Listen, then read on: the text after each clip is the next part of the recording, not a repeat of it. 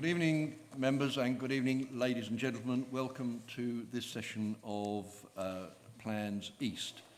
I must first read the following announcement. I would like to remind everyone present that this meeting will be broadcast live to the internet or filmed and will be capable of repeated viewing or another use by such third parties.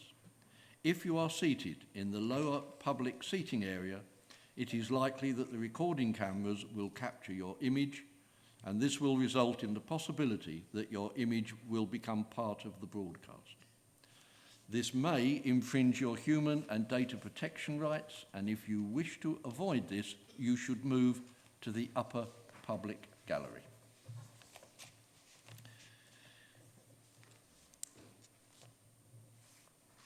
For the purpose of the webcast, I will just introduce myself. My name is Councillor Paul Kesker, and I am chairman tonight. To my left is Councillor Brady, who is my vice chairman, and to my right is Mr. Courtney, who is a senior planning officer who will be presenting the applications tonight. Item 2 on the agenda is advice to public speakers. I take it, Jackie, that has been done. Thank you. Number 3, members, that's minutes of our last meeting, which you have seen. Is it your wish that I sign them as a true record? Thank you very much. Number 4 is apologies for absence. Yes, Chairman, we have apologies from Councillors Richard Morgan and Brian Rolfe. Thank you. Number 5 is declarations of interest. Do we have any declarations of interest? Councillor Stalker. Yeah, thank you, Chairman. Number 12, the one in Lambourne, Pancroft, Lambourne. I know all the applicants, and my proposal will be to leave the meeting for the duration of that application. Okay, thank you. Councillor Whitbread. Yeah, thank you, Chairman. On item 16, a non-pecuniary interest, since it involves my company that I'm managing director of, I will declare and leave the meeting. Thank you. And Councillor Phillip. Chairman, on item number 15, the applicant is well known to me, so I shall leave the meeting. Okay, thank you. Right, item 6, any other business? Do we have any other business? No other business, Chairman. Thank you. Item 7 is to take note of the Epping Forest District Council Planning Policy Briefing Note, which we take notice of, and we are awaiting final confirmation from the inspector.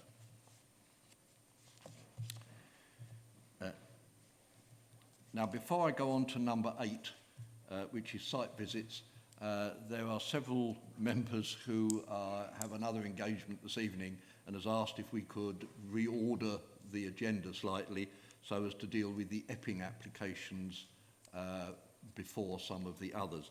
That being the case, that would be number 10, number 13 and number 16.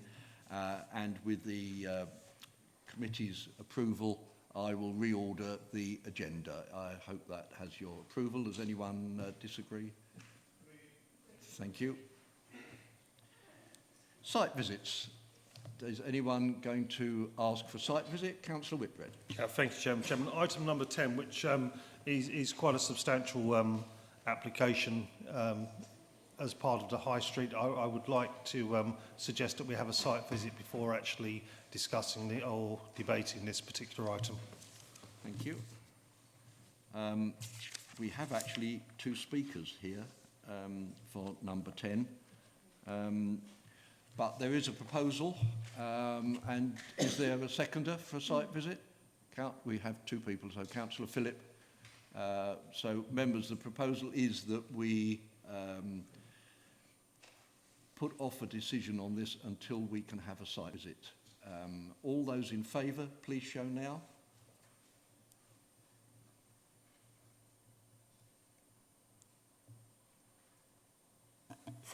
Or 14, Chairman. Okay. Those against? And abstentions? 3 abstentions, none against. Thank you. In which case, if I could say to members and those who are here tonight, I apologise for the fact that this is last minute, but the committee has made a decision that they don't feel they can consider this application until they've had a site visit, which will be organised as quickly as possible so that this can come back to our next meeting, which is next month. And as I say, I apologise for your not knowing in advance.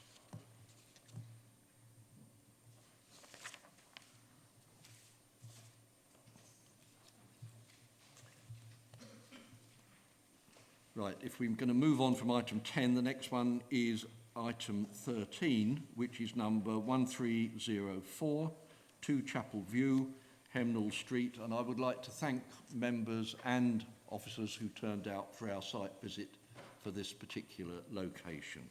Mr. Courtney, if you would,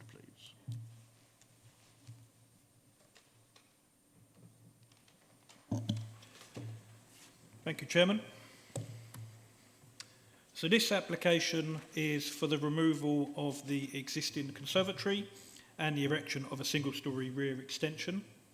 This was previously deferred for a site visit and was extensively discussed on the 13th of October. The application continues to be recommended for approval, subject to conditions. Since there has been a previous presentation, a discussion and a site visit on this case, I will not spend too much time representing this. So what I will do is I'll run through the slides just in order to refresh members. So this here is the front of the existing property. This here shows a picture of the rear of the property. This is the relationship with number 1 Chapel View. And this one you can see a bit of the relationship with number 5 Chapel View. And again, this is just showing the side access between the application site and number 1. This obviously shows the conservatory that would be removed and replaced. So just as a refresher, these are the existing and proposed plans. This shows the proposal, which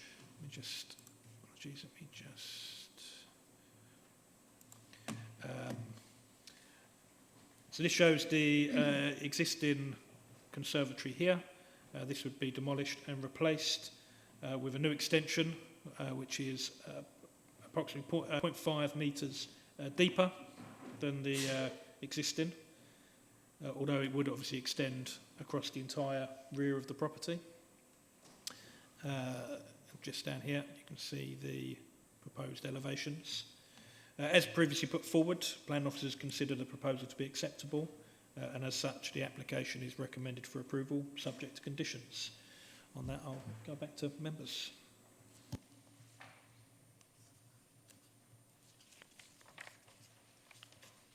Okay, thank you very much. We have 3 speakers. Our first speaker is Pam Scammell, who is an objector and who has 3 minutes. Thank you, Chairman. My reason for coming tonight is simply so that you can have the opportunity to ask questions if you need. I won't keep you long. Many of you came last week and have seen the situation to our home and the loss of light that this proposal will cause to the enjoyment in our principal habitable room and garden. There will be considerable detriment to light to the windows in our primary living, dining and entertaining room because of the height of the orangery and to our limited outdoor sitting areas. This, combined with the very tall trees, will further reduce the immediate outlook and ambient level of natural light to our home. For the benefit of those of you who were not able to come, can I just emphasise that the 3 houses, while looking somewhat alike, are not the same. They are tightly packed into a site which previously only had 2 houses. Number 2 is the bigger property, while ours, number 3, is smaller and with a tiny garden. The proposed orangery will be grossly oversized and immensely overwhelming and not in keeping with the small-scale design of the development. It is visually intrusive. It is therefore an overdevelopment of the original design which gave light an amenity to all 3 houses. In conclusion, as we saw in the plans at the last meeting, the proposal is too high and too close to meet the 4.3 planning considerations set out in the application. We feel we are reasonable in asking that the design be more modest and neighbourly. Thank you. Thank you very much indeed. Our second speaker is Councillor Nigel Avey of Epping Town Council.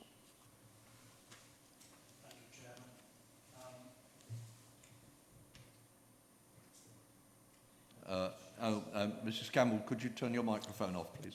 Thank you. Thank you, Chairman. Oh, in stereo. Well, you've heard the eloquent objection by the residents. That's what we heard as a town council. And normally, these kind of small extensions at the back go through, unmentioned really by Epping Town Council, but this one, we did object to it and we continue to object, even though there's been a slight amendment to the plans. Really, I can't add much more than it's already been said by the resident, but we would say this would result in a loss of amenity, an increase in height of the proposed boundary fence as well, a loss of natural light, visual impact, and I'm sure members of the committee, when they went on their site inspection, would have seen those facts borne out in reality. So I would ask the committee to reject this application. Thank you very much. Our third speaker is Dr. Hicks, who is the applicant. You also have 3 minutes. Thank you. We were happy to have the councillors visit and see the site in person last week. We continue to feel that this is a pragmatic design that allows us to increase the living space that we have for our expanding family and the needs that we have as a family to be able to work, school and live in the home environment for extended periods of time, as we've seen during the pandemic. We feel that the design of the proposed structure is very much superior to the existing structures that are present. We have taken into account the objections and concerns raised by our neighbour and by the town council, and to that end we've stepped away from the boundary and reduced the size on all sides. We feel that the eastern wall of the development is well within the size permitted, the size of guidelines from permitted development in terms of its length from the existing structure. We've stepped away from the wall and we accept that it exceeds the permitted development guidance by approximately 15 centimetres. We do not therefore believe that the proposed development is either overpowering or out of place in this location, and we would ask you to support our application. Thank you. Thank you very much. Members, the recommended decision is to grant permission with conditions. Who would like to start? Councillor Whitehouse. Thank you, Chairman. I do hope members did find the site visit helpful. I understand why the applicant wants to have the extra space there, and I am also concerned about the objector's viewpoint as well, that it is very close to the boundary. I understand it's been stepped back a bit, but we were shown on the site visit just where the boundary was going to come, and it still seems very near to the fence, in my opinion. To go right across the back of the house, coming so far to the left, does seem somewhat excessive. So I don't object, like the objector, to the actual having the extension. It's just it goes too close to the boundary of number 3. And you know, we saw when we went on the visit how very small the sitting area is in those houses. And I just think it's going to be dominant. I agree with all the points that the town council has put. So I think an even more amended plan would be better. Thank you. There's Councillor Macready next, and then Councillor Whitbread. Thank you, Chairman. And thank you for all the points that have been raised. But when we were there at our site visit last week, the major thing that came to me is from the garden of the objector. It's a small garden. It's got a lot of trees around it. The light there is very, very limited. And this extension from the planning for the neighbour It looks very good, but it really, really is going to encroach on their light, particularly in the afternoon as the sun goes down. So I really feel I cannot support this application. Thank you. Thank you. Councillor Holly Whitbread. Sorry, thank you, Chairman. I think it was really useful attending the site visit the other day, and I think particularly for members who don't live in Epping, it was useful to see the layout of the houses and the gardens in particular. This is a really balanced case for me, actually. I can see both sides of the argument. I can certainly see the impact on the neighbours' amenity, but also that, you know, the other neighbour has gone through all kind of due process and tried to come up with a compromise on this. My question to the officer is just what could the applicant get under permitted development? What is the difference here? Thank you. Thank you. Mr. Gorney. I must admit, I watched the last committee just today, and I know Jerry gave some advice on this. I haven't sat down and worked it out myself, but certainly under permitted development, you could, on a detached house like this, you could go up to 4 metres in depth. Obviously, the height would be similar. It may have to be a slight reduction in height, but essentially, under permitted development, you could do a very similar extension. I wouldn't say you could do an identical, but it would be extremely similar. Councillor Whitbread? No? Okay. Councillor Chris Whitbread. Yeah, thank you, Chairman. Chairman, likewise, thank you to the residents for allowing us to visit the site of the extension and the objector's property as well. It was most useful. Dark and dingy night, really got a feeling for the location and the impact. And as my colleague has just said, it's a very balanced decision to make on this one. And you can see both arguments very clearly. If it was done under delegated powers, you could have a very similar extension of a similar type of size, and the impact on amenity could be considered from both points of view, the person building the extension and the person next door to the extension. Unfortunately, we have no control over the high conifers at the back. They've always been there as long as I can remember, and that is a great difficulty, but it's one of those very balanced decisions, whichever way you go this evening. However, I am very mindful of the direction of what could be done under delegated powers, which actually, in some ways, could be not as attractive, not as fruitful as the extension that's been proposed. Thank you. Councillor John Whitehouse. Yeah, I just want to clarify what permitted developments would be left if this application was permitted and implemented.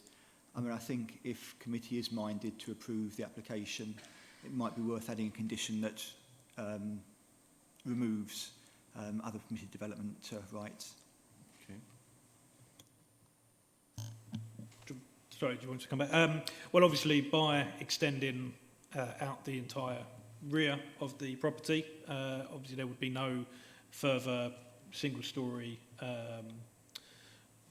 extensions that could be added without planning permission. Equally, because of the depth of this, there couldn't be any first-floor extensions added on top under permitted development. Obviously, there is, there are Class E rooms in the roof, outbuildings as Class B rooms in the roof. There's, they could extend the loft, they could put outbuildings up, things like that, obviously subject to restrictions. What's important to note with the outbuildings is that obviously there is a restriction on not taking up any more than 50% of your garden.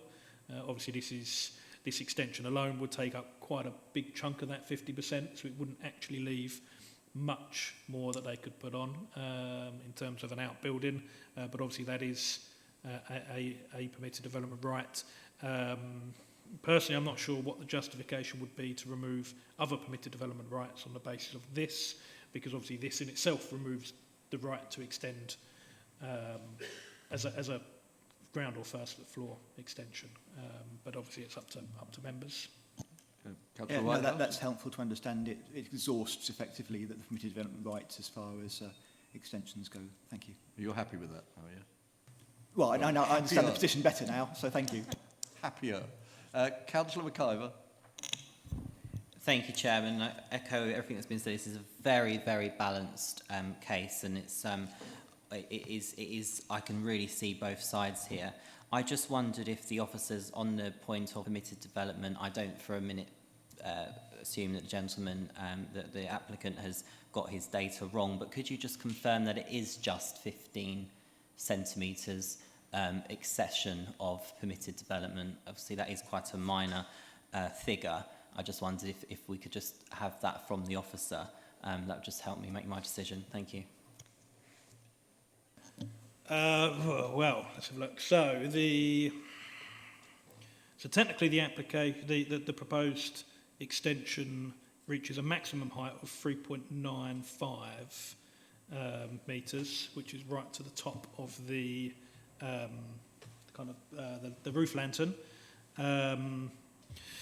It's indicating that the eaves height is 2.54, although I would personally want to check whether that is the true eaves height, because it seems slightly below the top of the parapet, and it's not clear where the exact eaves are. And so, I mean, obviously, we're under permitted limit, you can go up to 4 metres. There is a restriction on eaves height within 2 metres of the boundary of 2.5 metres, which is there or thereabouts. No, I'm sure you're shaking your head. Oh, sorry, I think 3 metres. Apologies. Thank you, Councillor Phillip, for correcting me there. I'm getting myself confused with the outbuildings. I shouldn't do that after many, many years of working in planning. Yes, sorry. So 3 metres eaves, 4 metres maximum height. So it is around about that. I do believe there is. I don't think Jerry mentioned it, but there may be a slight issue with the depth, because part of it is over 4 metres, just where obviously it kinks back, where obviously, so it's so as a permitted development, you'd actually have to kink that back slightly by, it's not a lot, but let me just double check that. Apologies. So it looks like it's 4.9 metres at maximum point, where the building kinks back, so there would have to be a little bit of a rejig. Okay. I can show that. Sorry, that would make. Yeah, let's. I think it's the height that we're. Essentially, yeah. I mean, the roof lantern and some minor changes would essentially have to be altered slightly, but it is, yeah. The previous advice and what the applicant said is correct. It's very close to a permitted development option. I think we were talking 15 centimetres was the proposal.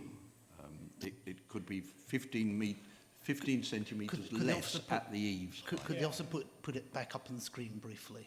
Can we see that again? Can we see the plan? Because we're working from the description of the proposal on page 69, it shows the height of the flat roof at 3 metres 15 centimetres.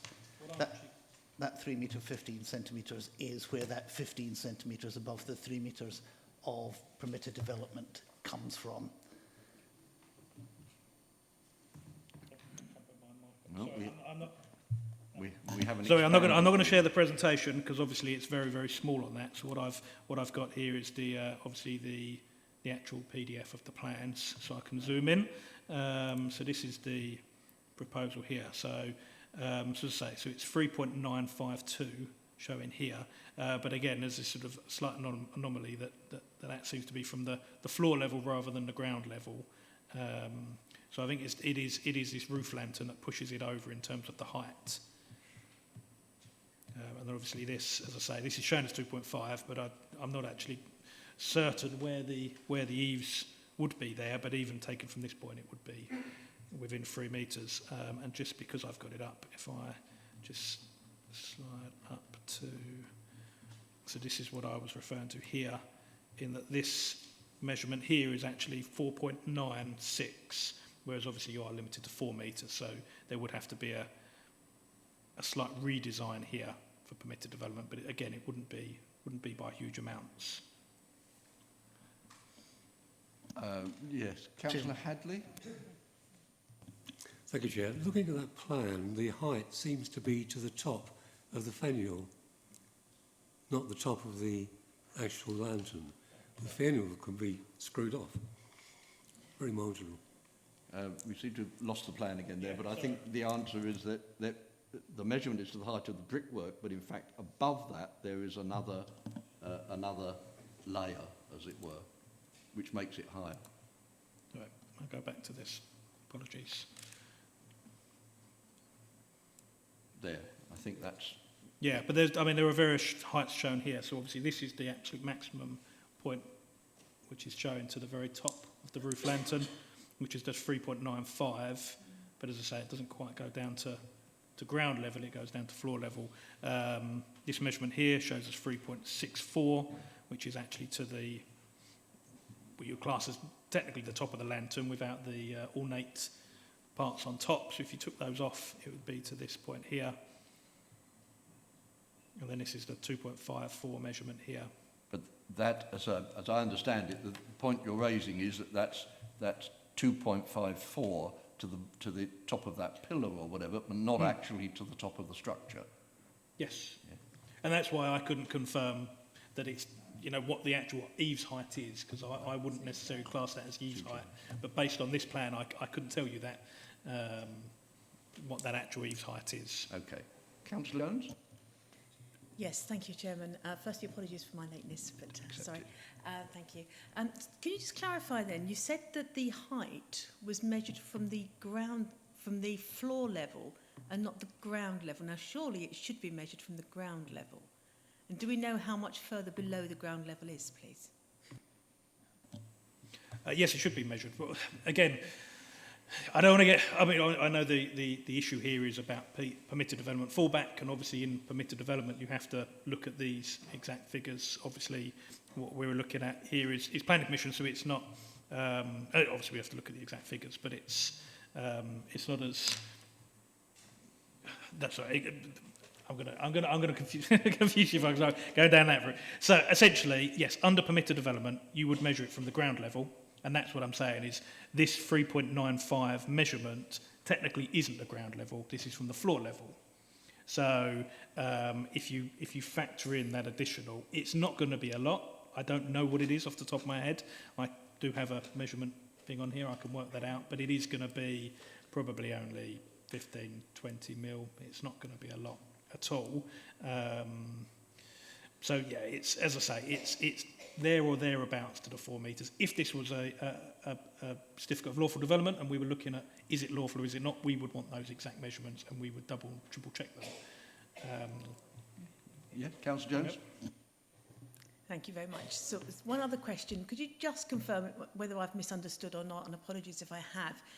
Did you say that the existing plan has a depth of 4.9 metres and that it would only be 4 metres that would be permittable in permitted development? So the actual depth is quite significantly more than it could be under permitted development? Or have I got that wrong? No, that's right. As a detached house, you can have a 4 metre deep rear extension without planning permission. Obviously, there are alternatives. You can prior approvals and things like that, where you can obviously go beyond that. But without planning permission, 4 metres from the original rear wall. So purely looking at this plan, obviously, I've not done an assessment for this under permitted development. I know it was raised last time, and as I say, I did watch that today. But obviously, this isn't a certificate of lawful development in front of us. But purely looking at these plans, it appears to me that the original rear wall is kinked at the rear, and therefore any extension would have to kink as well. Okay, thank you. Councillor Phillip? Yeah, could the officer just show us that aerial view so we can actually look at it? Because that doesn't line up with the description in the report.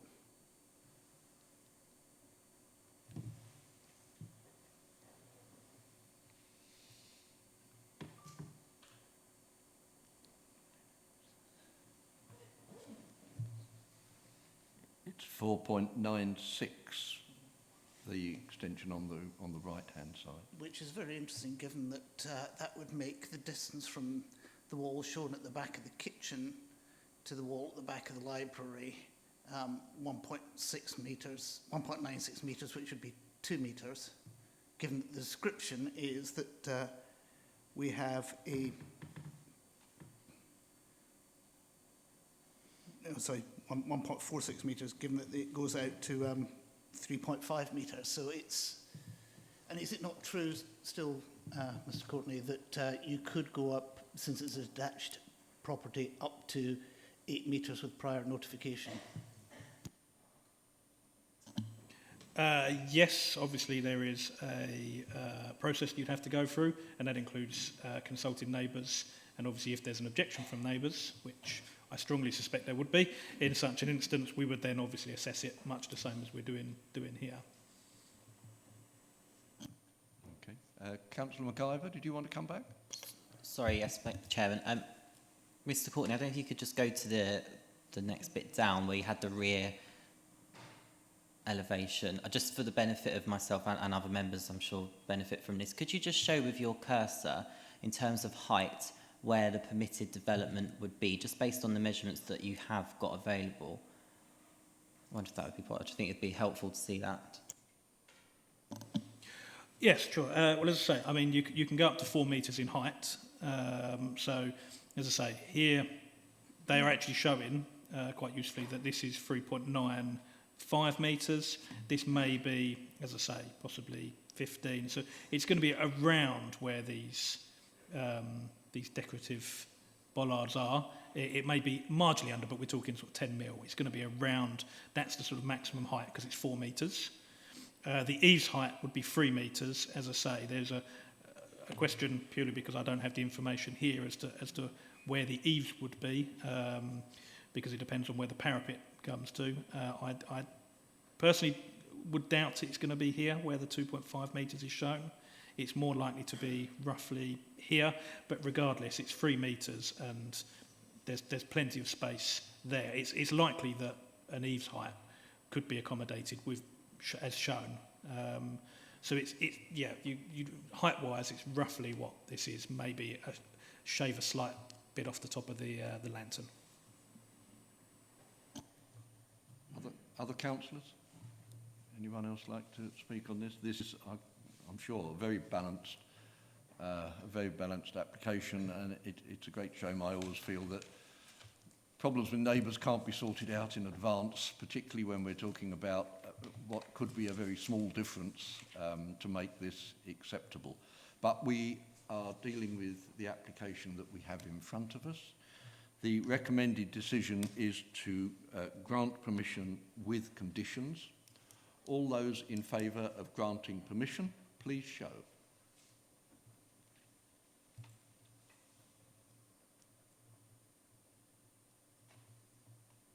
(13), Chairman. And those against? 3, Chairman. And abstentions? 1. I abstain. 1, Chairman. Yes, okay. In which case, planning permission is granted. We are now going to move on to number 16, which is application 1716, 23 Thornwood Road, Epping. Mr. Courtney, if you would.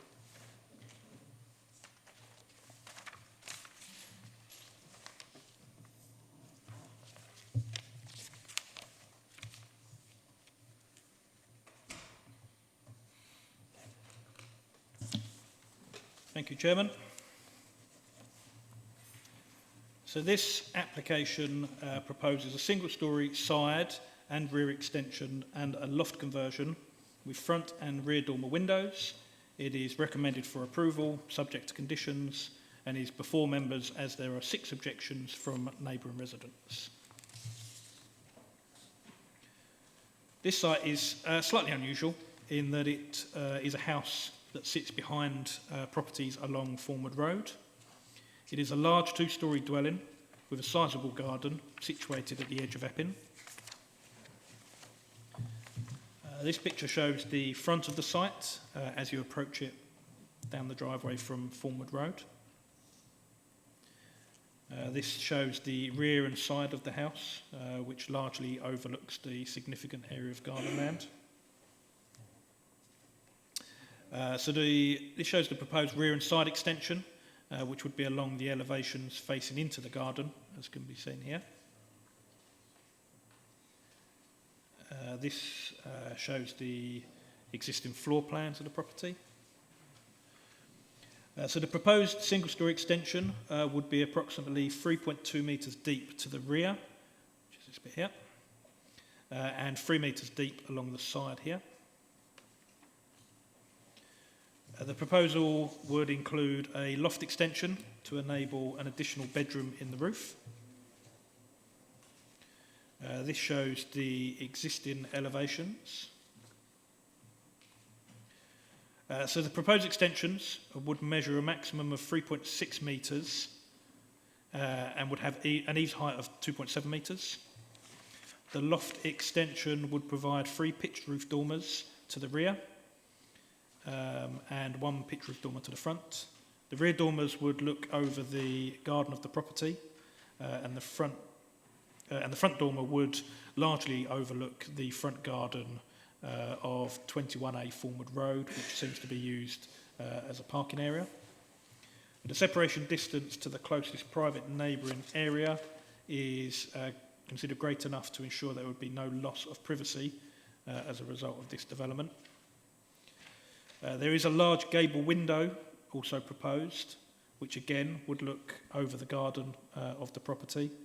Once again, the distance between this window and the closest neighbouring boundary is between 19 metres and 34 metres, and therefore this is not considered to be unduly detrimental to neighbouring amenity. As such, the application is recommended for approval, subject to conditions. Back to you, Chairman. Thank you. We have no speakers for this application. So, members, the recommended decision is to grant permission with conditions. Who would like to start? Yes, Councillor Bedford. Thank you, Chairman. Yeah, looking at this, it doesn't seem to be anybody that is overlooking or affecting. On the basis, it looks like quite a lot of development work, but it doesn't seem to impact any of the neighbours. There's been no objections. I think it's quite a considered application. Thank you. Okay, thank you. Councillor Whitehouse, John Whitehouse. Can you just clarify, I mean, front dormers usually are fine because they're looking out onto the, the street and, expect an outlook there. These are slightly different in that obviously they're looking at the back of the houses along Thornwood Road. And could you just clarify the distances between the dormers and the habitable rooms at the back of Thornwood Road? I mean, they looked... I mean, you said there was no overlooking, but they do seem sort of... Certainly, I can see why residents would get the perception of overlooking there. So how far are they? There's no sort of mitigation or anything proposed, is there, in terms of making it avoiding overlooking? Yeah, I'm just going to check that for you, if you bear with me.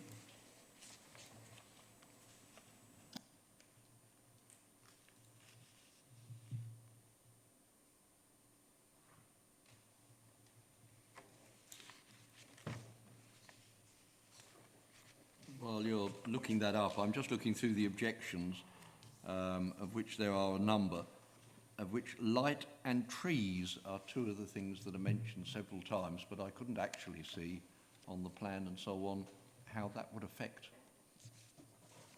either light or trees. Perhaps if you could expand on that. Several say loss of trees. So are you asking me to expand? Yeah, I mean, your notes. Yeah, we don't. Well, we like yourself, we don't consider there will be any loss of light or detrimental impact on trees.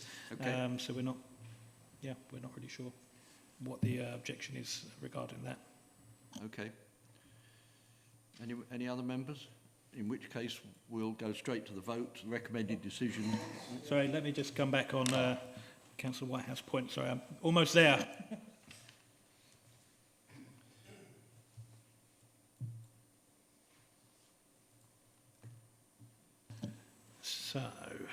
the front dormer windows, as I say, the immediate neighbour is 21A. However, that's the front garden of 21A, and that's the parking area. I don't know whether it might be useful to share my screen here.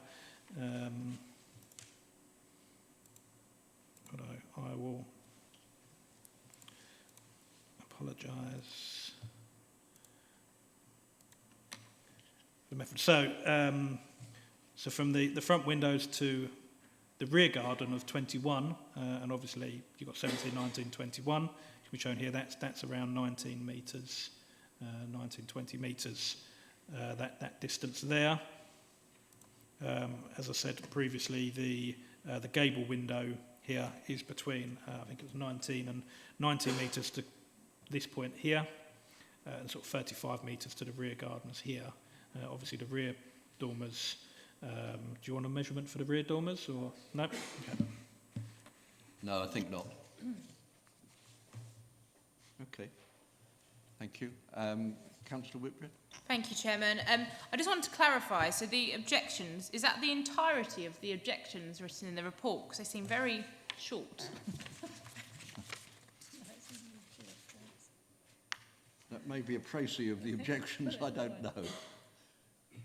I can have a look. It's probably a summary. We tend to try to summarise the neighbour objections, so it is likely to be a summary. I mean, I can double check if you like, but we would tend to just summarise and put what the key material planning considerations are. Yes, please come back. Thank you, Chairman. My concern was just around the highway safety comment, which was made on numerous occasions. I just wanted to understand more what the neighbouring residents meant by that. Councillor Macready and then Councillor Phillip. Thank you, Chairman. Just looking at the objection, or they have no objection from Epping Town Council, but it mentions about committee would request that no further trees are removed, as it has been reported that a number of trees have already been felled on this site in the past. Do we have any further details on those? Because it really worries me how so many developments just take down trees and it just happens and they're never reported. Thank you. Thank you, Mr. Courtney. But I think fir trees are not protected in any way, are they? Oh, well, there are no protected trees on this site, so regardless, any of the trees within their site, they can take down any time. There's no protection on those, unfortunately. As much as we don't like to lose trees, obviously there's only so far we can go with that. Okay, Councillor Phillip. Thank you, Chairman. Yes, and I was just looking through the the objections. The only one I think that has any potential planning merit was the possible insertion of additional windows. But if my memory around GPDO serves me correctly, they have to, if they're in the side flank, which might be the only one which might cause an issue, they have to be obscure glazed at the first floor level. So I think if the officer can confirm that, I think we can rule that out as a concern. Okay, thank you. Any other councillors? Sorry, actually, I can confirm that, but actually we've recommended going slight belt and braces on this anyway, and we've suggested a condition that expressly says no additional windows without permission. Okay. Okay, members, the recommended decision is to grant permission with conditions. All those in favour, please show. Unanimous, Chairman. Thank you very much. In which case, planning permission is granted. Is he coming back? Or is he... Right, we will now go back to the top of the list, as it were, and number 9 on the list is application 1403, Envilles, Little Laver, Ongar. A little misleading. Little Laver is nowhere near Ongar, but anyway, that's the address.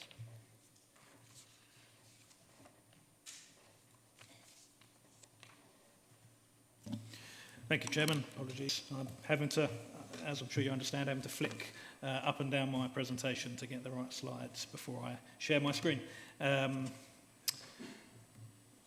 So this application proposes the erection of an agricultural building at Envilles Farm, The application has been held in abeyance due to its potential impact on the Epping Forest Special Area of Conservation since 2018.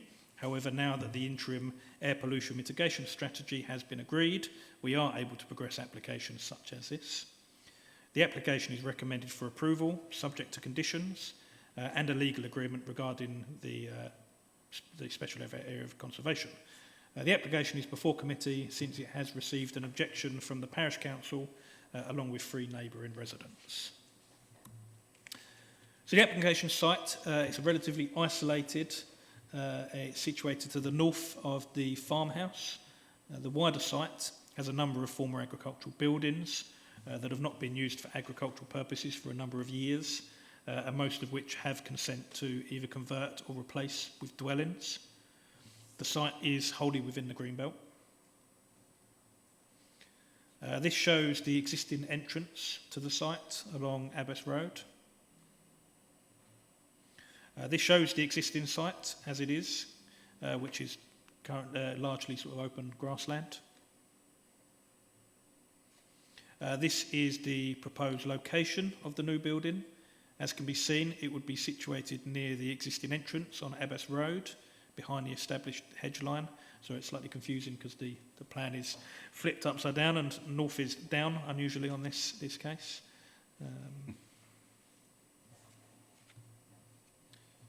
The proposed building would be used, or is stated to be used in connection with chicken farming. It would be largely open internally and includes a mezzanine floor. The proposed building would be a purpose-built agricultural building that meets modern agricultural standards. It's functional in design, however the green cladding and the location beyond or behind the established hedging should mitigate some of its visual impact. This is just the side view. So the main objections seem to be regarding the visual impacts of the building and the lack of justification for the barn, particularly given the conversion and redevelopment of the former agricultural buildings on the wider site. It's just a 3D image. So there is a lot of case law regarding agricultural buildings in the Greenbelt, and whilst the onus of necessity is on the applicant, it can prove difficult to argue against such developments. In this instance, the applicant is a long-standing farmer, and this is an established agricultural site. The proposed building is clearly designed for agricultural purposes and would not really be suitable, or we don't consider it to be suitable to convert to residential use. It is for these reasons that the planning officers consider that this meets the exceptions to inappropriate development as an agricultural building, and as such, approval is recommended. However, as a precaution, 2 conditions have been recommended, one restricting the use of the building to agricultural use, and the other requiring the building to be removed once it is no longer required for agricultural purposes. Back to you, Chairman. Thank you. We have one speaker, and that is Catherine Reid, who is on Zoom and is an objector. Please start. You have 3 minutes. We live in Enfields Farmhouse. Our concerns are shared by other neighbours, and we note the Parish Council have raised similar issues. Our first concern is the agricultural need for a barn of this size. We believe the planning officer's consideration of the need is based on a misunderstanding of the site context, being that the site forms part of an existing agricultural unit of Enfields Farm, which seems to have given significant weight in the consideration. This isn't correct. Enfields Farm does not exist as a farming unit and has no farmland for many years, and all the previous agricultural buildings have been converted to residential by the same applicant. The old farmhouse is a private residential property, and as its residents, we weren't included as one of the neighbours notified for this application. It seems because of the assumption that the application was made by Enfields Farm as a working farm, rather than by the applicant who doesn't reside locally and doesn't farm. The application site should therefore be considered a small parcel of land not attached to any farm. The barn dimensions are large, 18 metres by 9 metres, the size of a tennis court, and 6 metres high. It is surprising that this small piece of land, not part of any wider farm, could sustain agricultural activity requiring a barn of this size and height. We have concerns that there is not agricultural need for a development of this scale in the Greenbelt and that the barn will be used for other purposes. Our second concern is of the potential impact of the application on the amenity of local residents. If developed as the applicant states, it would become a sizable chicken farm with all its consequent smell, noise and regular traffic movements in close proximity to numerous houses. If used to house chickens per the legal maximum stocking density, a barn of this size could house 1,500 to 2,750 hens. The site borders Abbas Road, along which there are multiple properties, the nearest being only 30 metres away, and there are now 9 houses developed from the previous farm buildings of Enville's Farm, all within 150 metres. This is very close in the context of activities contemplated.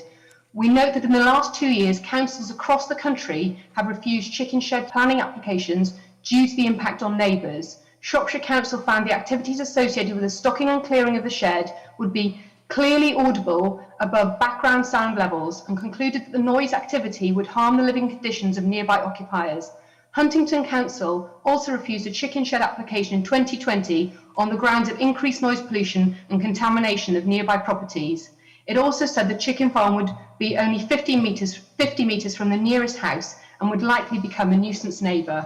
There are numerous other examples of applications being declined. We ask the committee to ensure sufficient consideration and challenge has been given to the representations made about the stated agricultural need for the building based on the correct understanding of the site, and that if they are satisfied of the agricultural need, that they have considered the potential severe negative impacts on the amenity of the neighbours of commencing chicken farming activity on this scale in such close proximity to neighbouring properties.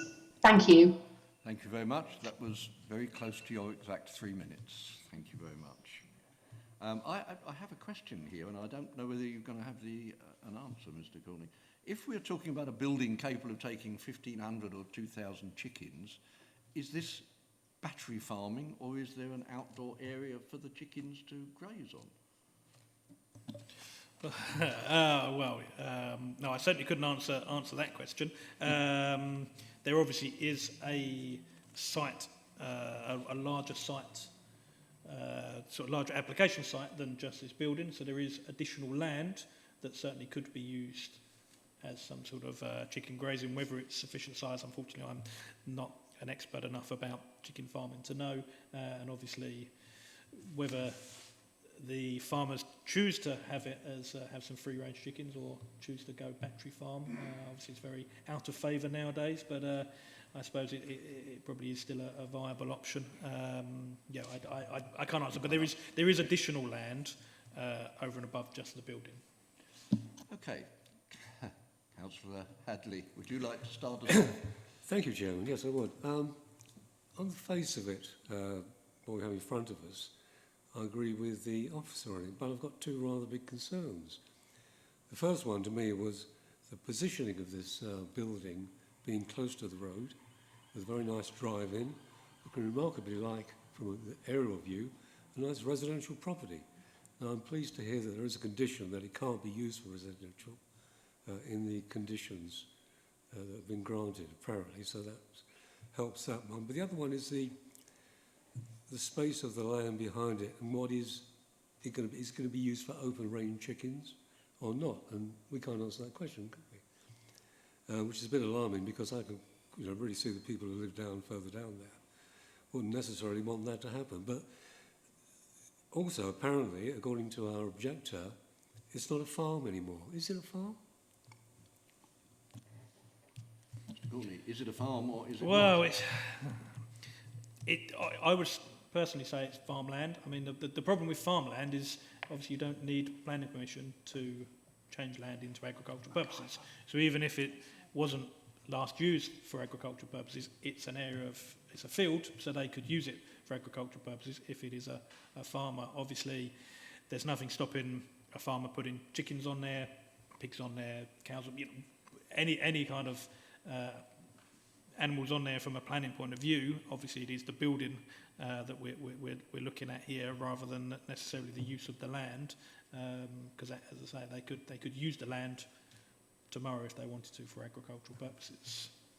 And they could use any part of that land, so the building could be at any point in that field, not just behind the road.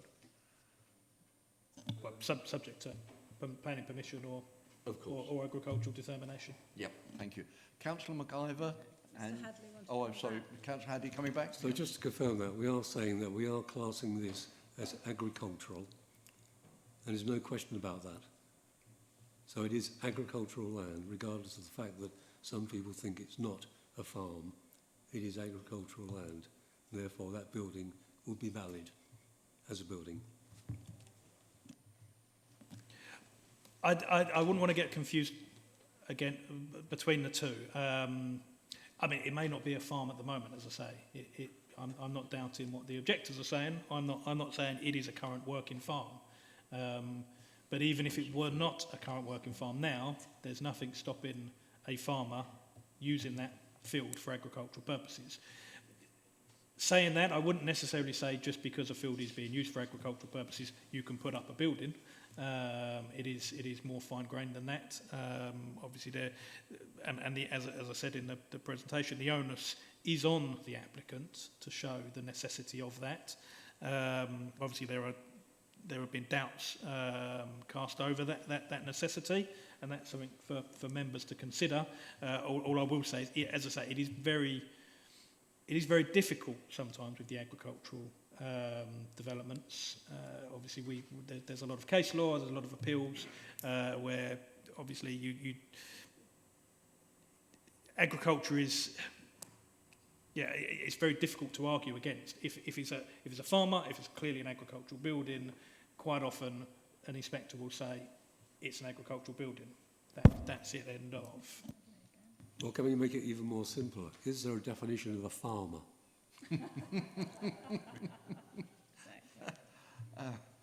I'm not sure it's fair to ask you that one, Mr. Courtney. No, as I say, I think there is. I would imagine there's a difference between a farm and agricultural use. Don't try and answer. I'm going to let Councillor Bedford come in here because he may well have a definition. I'm not sure. I'm not talking about definition, but I would have classed it as agricultural land, but not currently being farmed, but is classified as farmland. That's the situation we're in. Yeah. Legally, that is what it is. Yeah. It is farmland, but not currently being farmed. Yeah. And the farmer now wishes to bring it back into farm use. Yes. Right. Okay, thank you. We've got Councillor MacIver, then Councillor Whitehouse, and then we have Councillor Phillip. Thank you, Chairman. I just have a question really for the officer. I mean, although the drawings that we've seen do, the positioning and the initial appearance could be somewhat similar to that of a residential property in rural communities, we have to obviously accept that this is a proposal for agricultural use, so that I will work on.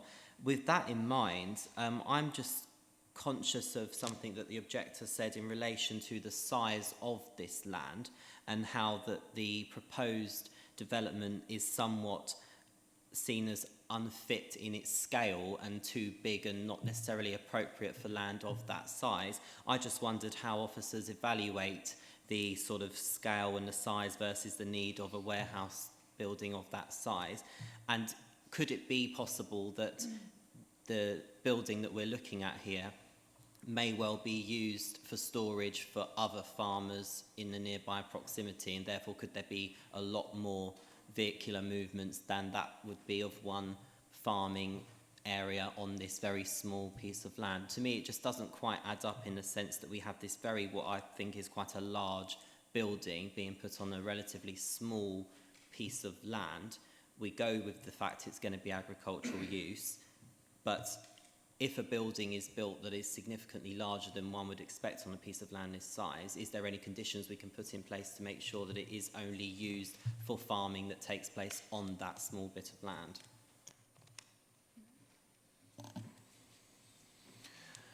Yeah, I don't see why we couldn't put a condition on similar to that. I mean, the crux of really the assessment here is you've kind of boiled it down to, is this proposed building too large for this size of site?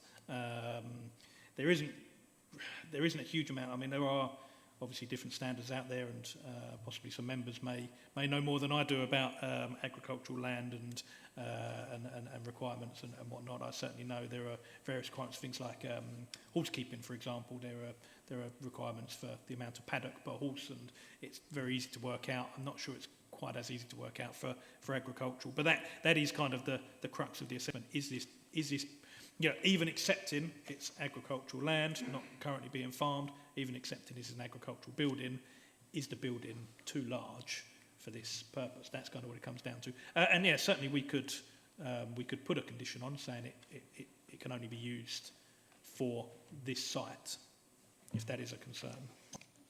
Do you want to come back? Was that? Yes, thank you. That's really helpful. My other concern is that there is obviously a condition, and that Councillor Hadley mentioned that it cannot be used for residential, but that still leaves it open to be used for many other non-residential matters.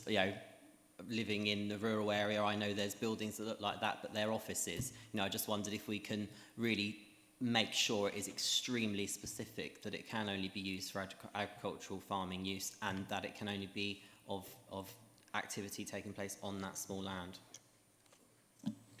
Sorry, there might be some confusion there. I think the reference to it not being... The design of the building doesn't lend itself to a residential conversion, but the conditions that we've suggested are that it is only used for agricultural purposes, so it wouldn't allow for it to be used for anything else, residential, BA, warehouse, none of those. So that's... Yeah, and as I say, that could be the condition that we amend to restrict it to only being used in connection with this site. Okay, thank you. I seem to remember on some other sites we have actually made the point, and it has been raised here tonight, that the position of the building on a farming site was important as well, and I believe we've actually refused applications and said that the building should be further into the site and away from the road, so as not to have an effect on surrounding properties. But however, our next... Janet Whitehouse, Councillor Janet Whitehouse, please. Thank you, Chairman. Mr Courtney said a short while ago that the onus is on the applicant to show a need, but there's nothing in the report that gives any information at all about the need for this chicken farm. The objector did say that the farmhouse isn't lived in by the applicant. He actually doesn't live on the site at all. So I'm just wondering who's going to look after these chickens and care for them. I'm no expert, but it does seem a very, very large building for chickens. And I'm also interested in when, a piece of land that has been part of a farm and is referred to as agricultural land actually stops being agricultural land, because all the agricultural buildings on that site appear to have been developed into dwellings. So presumably the land around them is no longer agricultural. This is just one little field, in amongst what used to be a big farm. And, how long do we give it the benefit of the special circumstances being because we call it an agricultural piece of land? To me, it isn't. It's just a field that someone wants to put a very large building on. I can't see how it's sustainable. Surely there'll be an application next for someone to come and live on the site because you've got to look after the chickens. I just think there's so many things in this report that don't add up. Okay, thank you. Councillor Phillip. Thank you, Chairman. And I find myself in the somewhat unusual position of agreeing almost entirely with what Councillor Whitehouse said. I think if we go to page 27 in policy GB 11.1, that provided the proposal meets the following requirements, that it's demonstrably necessary for the purpose of agriculture within that unit. I don't think that test has been passed. I don't think it is demonstrably necessary for the purposes of agriculture within the unit. Moving down a couple of paragraphs, the applicant appears to be a long-standing farmer. I would have dearly liked to have seen some proper business information on that, showing that that is the case. It appears to be for the function of rearing chickens. Well, it's a mighty tall shed for chickens, even if you put them on mezzanine level, and that's only part of it. So that's a heck of a large shed for chickens. When you looked at the illustration on the screen, the size of and design of the hard standing coming in there reminded me nothing more than a large drive for a country house, rather than the minimum necessary to service agricultural vehicles. and the paragraph after that, the purpose-built building remote from the residential properties is a preferred location. Agreed. The need for the building has therefore been demonstrated. No, I don't think it has. I think that is a here is A, therefore B, when they don't actually follow each other. Chairman, if I have somebody to back me up, I think I would propose refusal of this on the basis that they have not demonstrated the need for it. There is nothing here showing that they will genuinely start a chicken business. There is nothing that shows that they need a building this size and that amount of hard standing for a chicken business. And I completely agree with Councillor Whitehouse. I think the next thing that we would see if this was granted for rearing chickens would be an application for something on site because the chickens need looking after. And that's without going into the bits of history where the applicant has got rid of agriculture buildings for other things on this site. Thank you very much. Well, it's Councillor Macready next, and then Councillor McIver. Thank you. I just think I'm following on from the theme that's going on here. But one thing that really worries me is we can put conditions in. And I remember a meeting months and months ago when I said, who makes sure that these conditions are being met? And Chairman, you actually said the neighbours.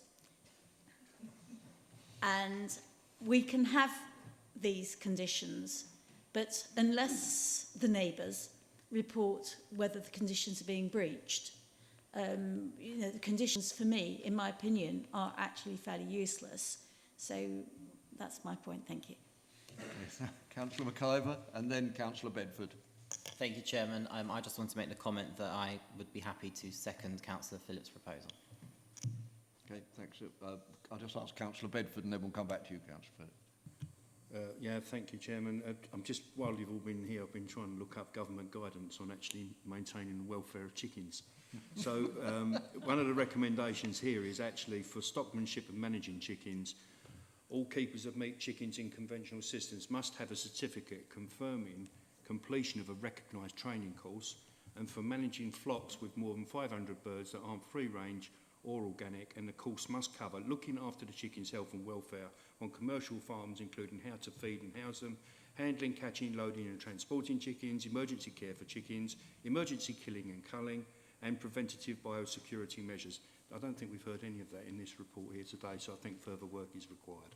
Thank you. I don't remember any of that either. Can I? Yes, please come in. Yep. I'd quite like to come in here as well. I think if you look at the relevant planning history for this place, barn conversion to form 3 dwellings, 04, barn conversion to 1 dwelling, 08, stable, blah, blah, 914, barn conversion to dwelling, storage building replaced by 3 dwellings, 2016. What we have got evidence here is that the person's farming houses. I don't know whether they're farming anything else. The neighbours here say it's a 2-acre field. Well, I happen to know that if you want to build a house to be a farmer, you have to nowadays show that you have at least 10 acres and a very good business plan to be able to build a house. If he's only got 2 acres here, possibly, I don't know, looking for chickens apparently. This barn is extremely large, extremely high. I don't know any chicken farms where they have 2 stories. I know lots of chicken barns in Norfolk, Suffolk, Norfolk. They don't look anything like this. So maybe it's a different sort of chicken farming that this man is going in for here. But he's already developed and got 9 houses, or 9 extra houses, so I think there's 10 on the site. And then to propose a huge-scale chicken farm right beside it, to me, doesn't make any sort of sense at all. So I think listening to what other people have said about it, I think we need far more information on the proposed business plan for this to consider it seriously. Thank you. Thank you very much. Well, I'll come back to Councillor Phillips then. Would you like to make a formal proposal? Thank you, Chairman. Yes, I'd like to propose refusal on the grounds of failure to meet policy GB11 of our adopted local plan, particularly item point 1, that it has not been demonstrated that this is necessary for the purposes of agriculture within the unit. I think I would also like to put in that the size and location of this building are detrimental to the landscape, particularly given that we haven't justified it in the agricultural purpose. I also would like to put in the reasons for refusal, the size of the hard standing that's proposed. I think that's out of scale for what's actually needed, and that applies to the scale of the building as well. And I think the last one is simply the lack of evidence that there is any need for this in this location of this scale. Thank you. Have you got that, Mr. Courtney? Yep. Okay. Do you have a seconder? Councillor McIver. Right. A proposal has been made to refuse on the grounds that you have just heard. All those in favour of refusal, please show. Unanimous, Chairman. Thank you. Planning permission is refused. Number 11 next. Yeah, okay with that. We'll now take number 11, which is application 0160, Sunnyside, something or other, Kent Lane, North Weald, Bassett.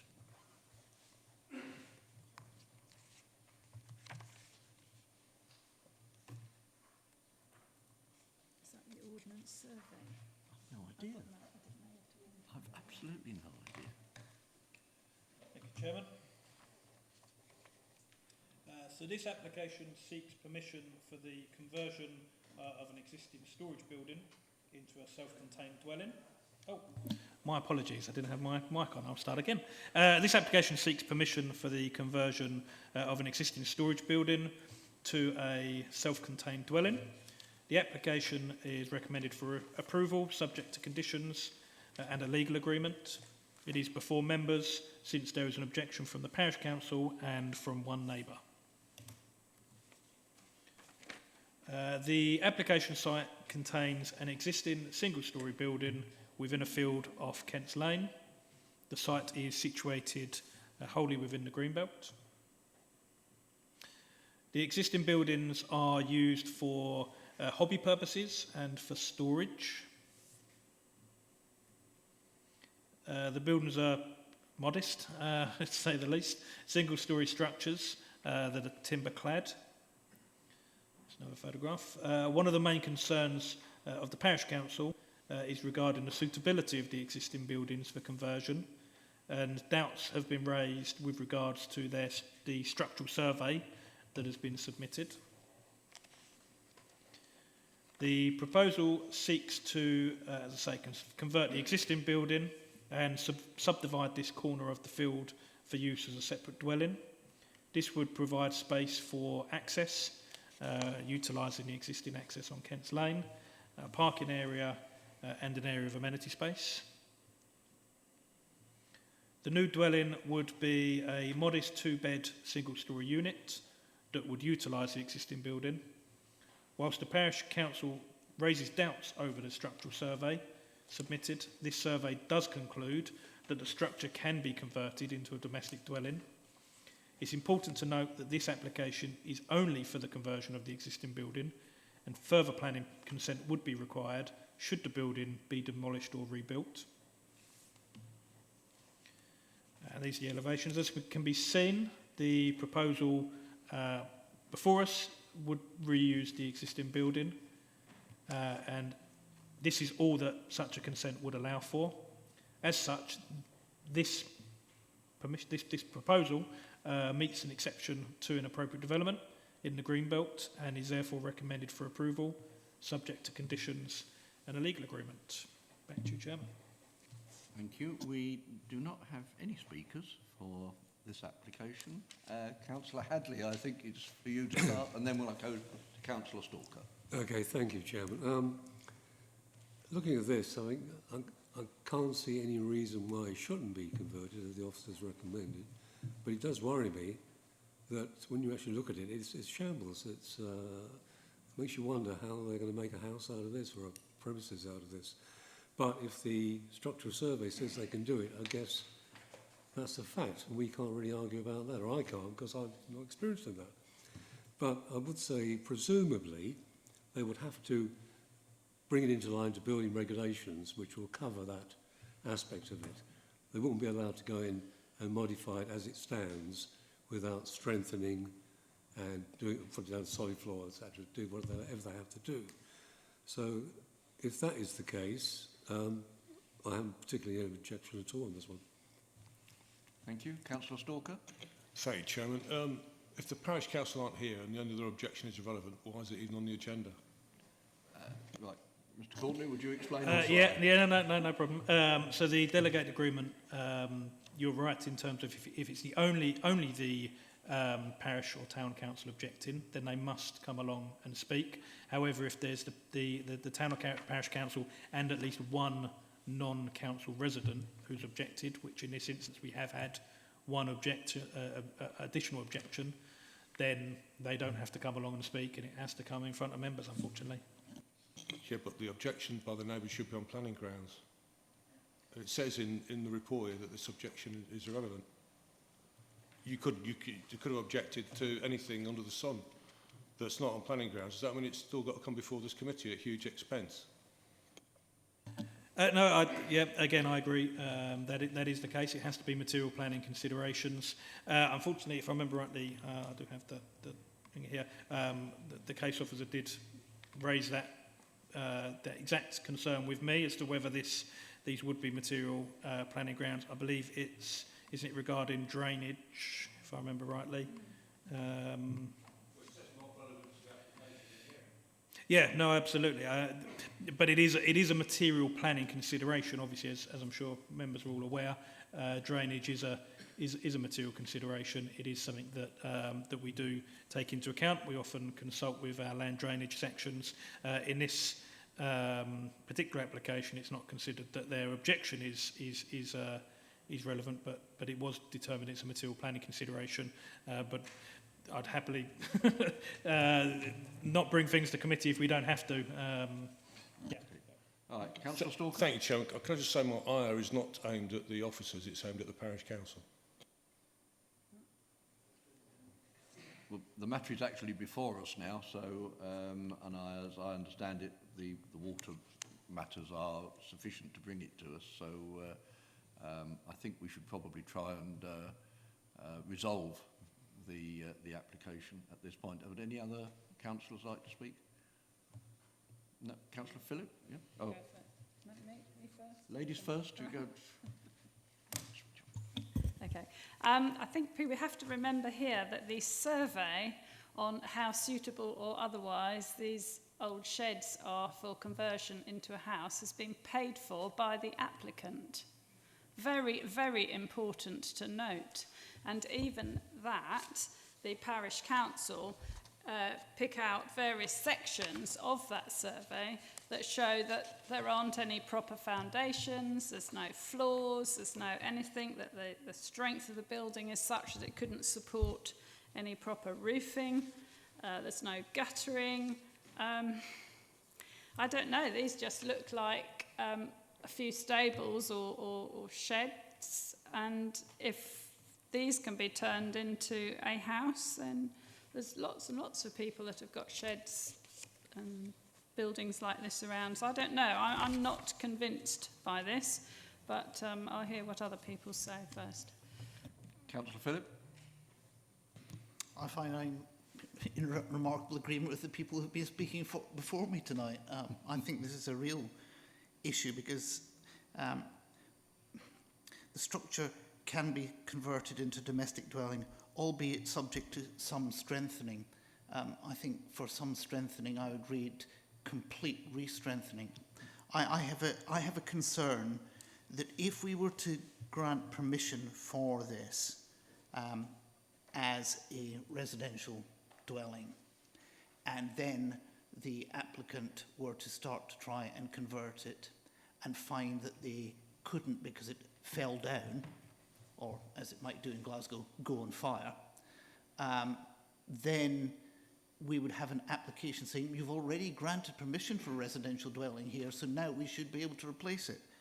I haven't seen enough evidence here to suggest that this meets the terms of the NPPF in terms of being able to be properly converted, if you have to do complete restructuring, complete reworking of the roof, complete strengthening, I think that's against the spirit of the NPPF, even if it's not directly against the letter of the NPPF, which is supposed to mean that, yes, if you've got a big building, you can put in new doors, you can put in new windows, you might want to change the cladding from galvanised iron to wood, but the basic structure of the building is what you're retaining. If it needs some significant strengthening to be converted into a domestic dwelling, I don't see that that is a conversion, and as such, I couldn't support this. Okay, thank you.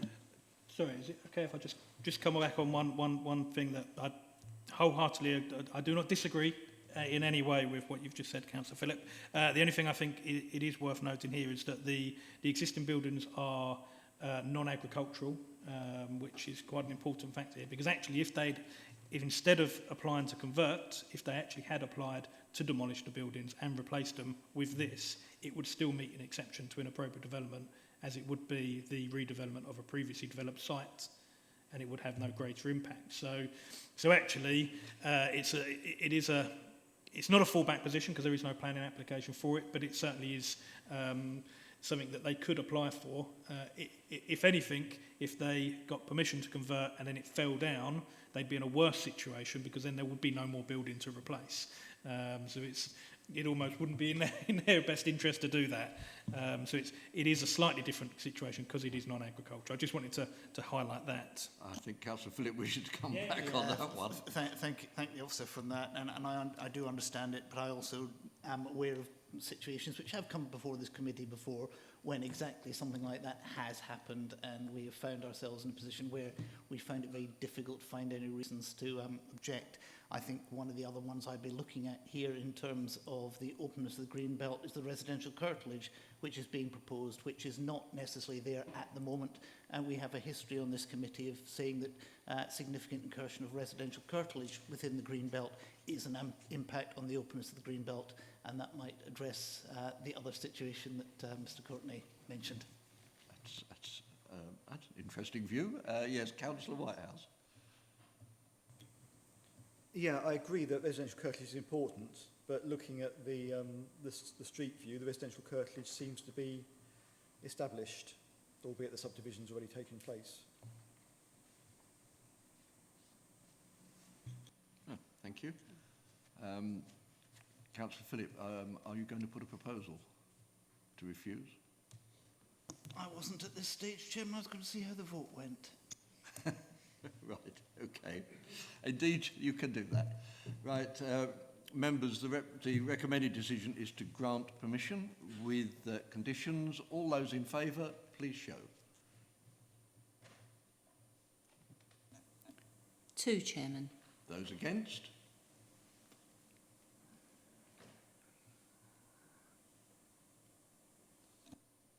$12, Chairman. Abstentions? 1, Chairman. Thank you. Well, the application has been lost. Would you now like to come forward with a proposal, Councillor Phillip? Thank you, Chairman. I think, given what we're looking at here, our strongest 2 arguments are that we don't feel the building has been demonstrated to be of a permanent and substantial construction suitable for conversion, and the incursion of the residential curtilage into the green belt. And I will just pick up briefly that given that it's not a residential dwelling at the moment, it cannot have a residential curtilage at the moment. So the incursion of that residential curtilage, forming that within the green belt, is an impact on the openness.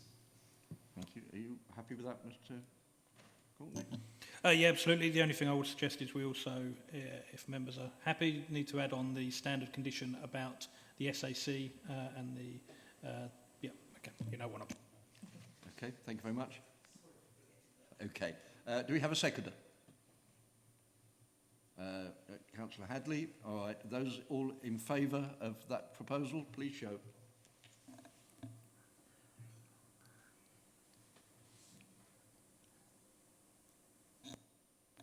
$13, Chairman. Those against? And abstentions? 2 abstentions, none against. In which case that proposal is carried.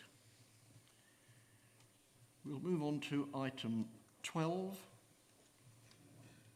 which is application 1061, 55 Pancroft, Lambourne, Romford. And again, it's nowhere near Romford, but there we are. Yeah, that's right.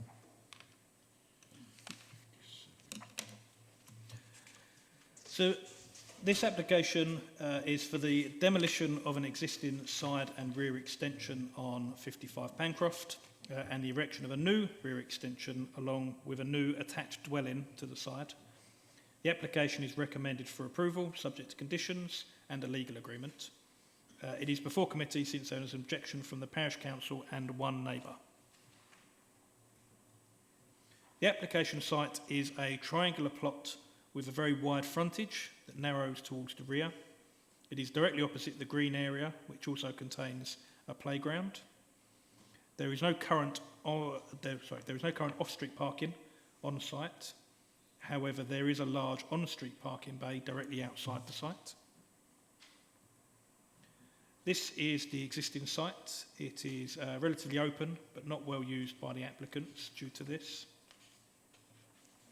This is a view of the site from across the large open area to the front. This shows the parking bay directly outside the site. On-street parking is also available on the opposite side of the road around the edge of the green. So the proposal would add an additional attached dwelling to continue the existing terrace. A new single-storey rear extension would also be added to the donor property. This shows the existing dwelling and includes the extensions to be removed. So the new dwelling would be a 3-bed property that would match the size and design of the other houses in this terrace.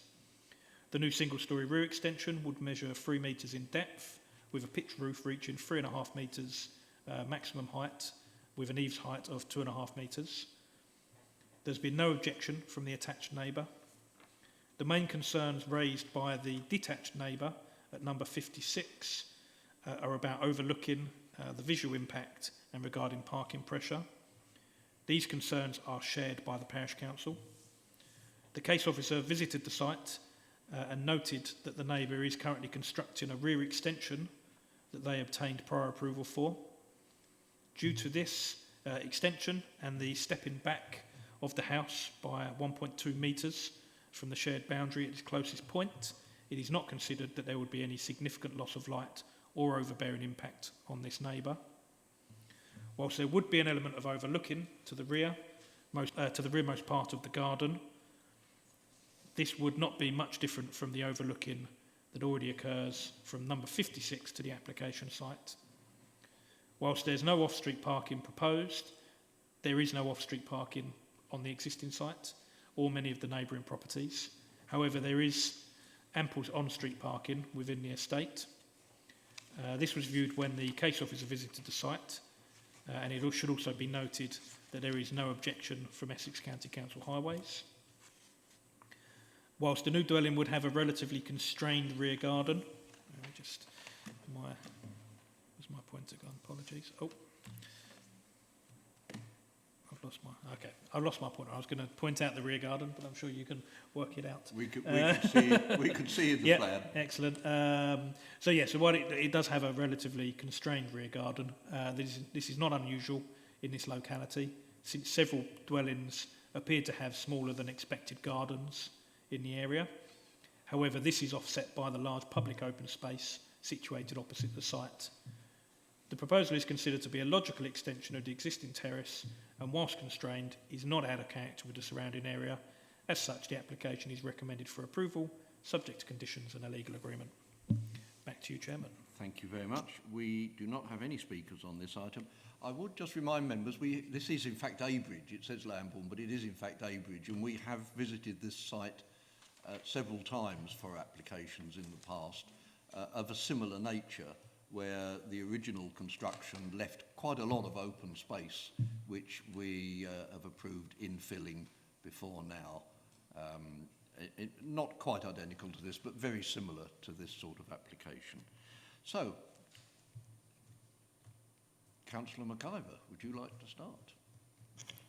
Thank you, Chairman. I just wanted to make a point of something that's mentioned in the report about parking. I don't know what time the officer did their visit, and I know they're very good and they take full analysis, but just as a point that the parking is a real issue in this particular part of Abridge.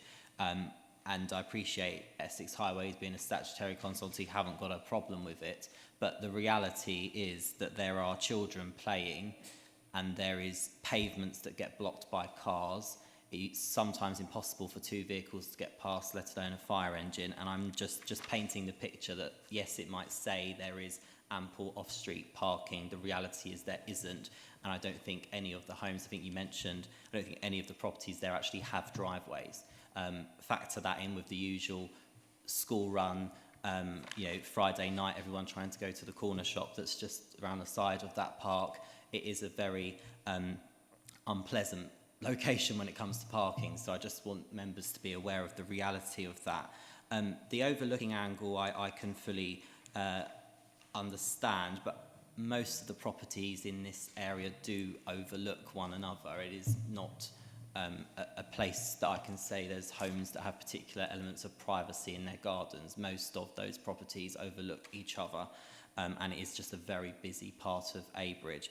So I just wanted to really make that point about the parking for those members that may be under the impression that parking isn't a problem in that part of Abridge. It is very much a problem, and made even worse by the fact that there is almost no properties in that area with parking driveways.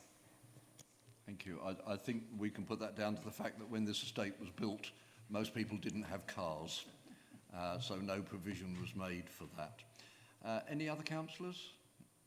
No? In which case we'll go straight to the recommended decision is to grant permission. All those in favour, please show.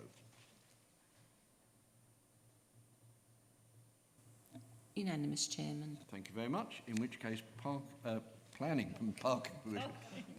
permission is granted. Parking is a different matter, but planning permission is granted. Thank you. We will go on to number 14, which is application 135711 Woodland Way, Ongar.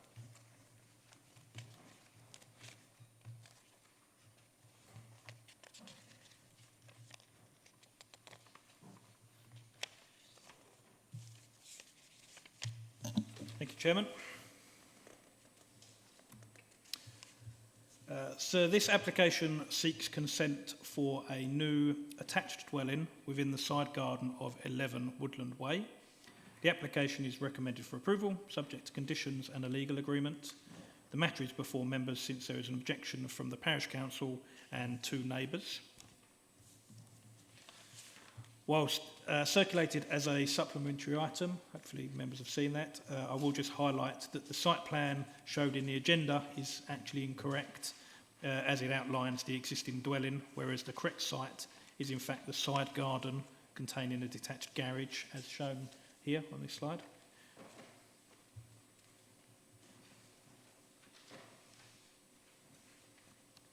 The application site, as I say, is the side garden of 11 Woodland Way, apologies, which is one of a pair of semi-detached dwellings. It currently contains a large detached garage. It's not within the Greenbelt or a conservation area.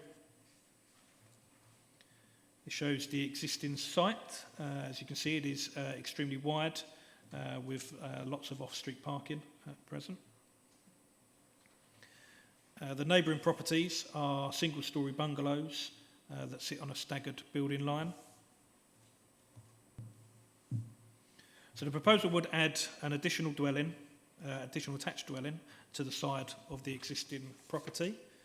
The existing crossover would serve the new dwelling and 2 parking spaces would be provided. There's also sufficient space for off-street parking to be provided on the donor property. The new dwelling can be seen here. It would be a 3-bed property of a smaller width than the attached dwelling, however would mirror the overall design. There'd be a distance of 1.2 metres between the flank wall of the new house and the shared boundary with the neighbour at number 15, and a separation gap of some 3 metres. The main concerns raised are around overdevelopment, the change to the street scene, and loss of light and privacy to the neighbour. Whilst the new dwelling would be narrower than the donor property, it would be compatible with the character of the surrounding area. There's sufficient internal and external amenity space, car parking provision, and setback from the shared boundary with number 15. Therefore, it's not considered that this would be overdevelopment or out of keeping with the area. Furthermore, due to the separation distance and the orientation of the properties, it is not considered there would be it would have any significant impact on the amenities of the neighbours. As such, the application is recommended for approval, subject to conditions and a legal agreement. Back to you, Chairman. Thank you very much.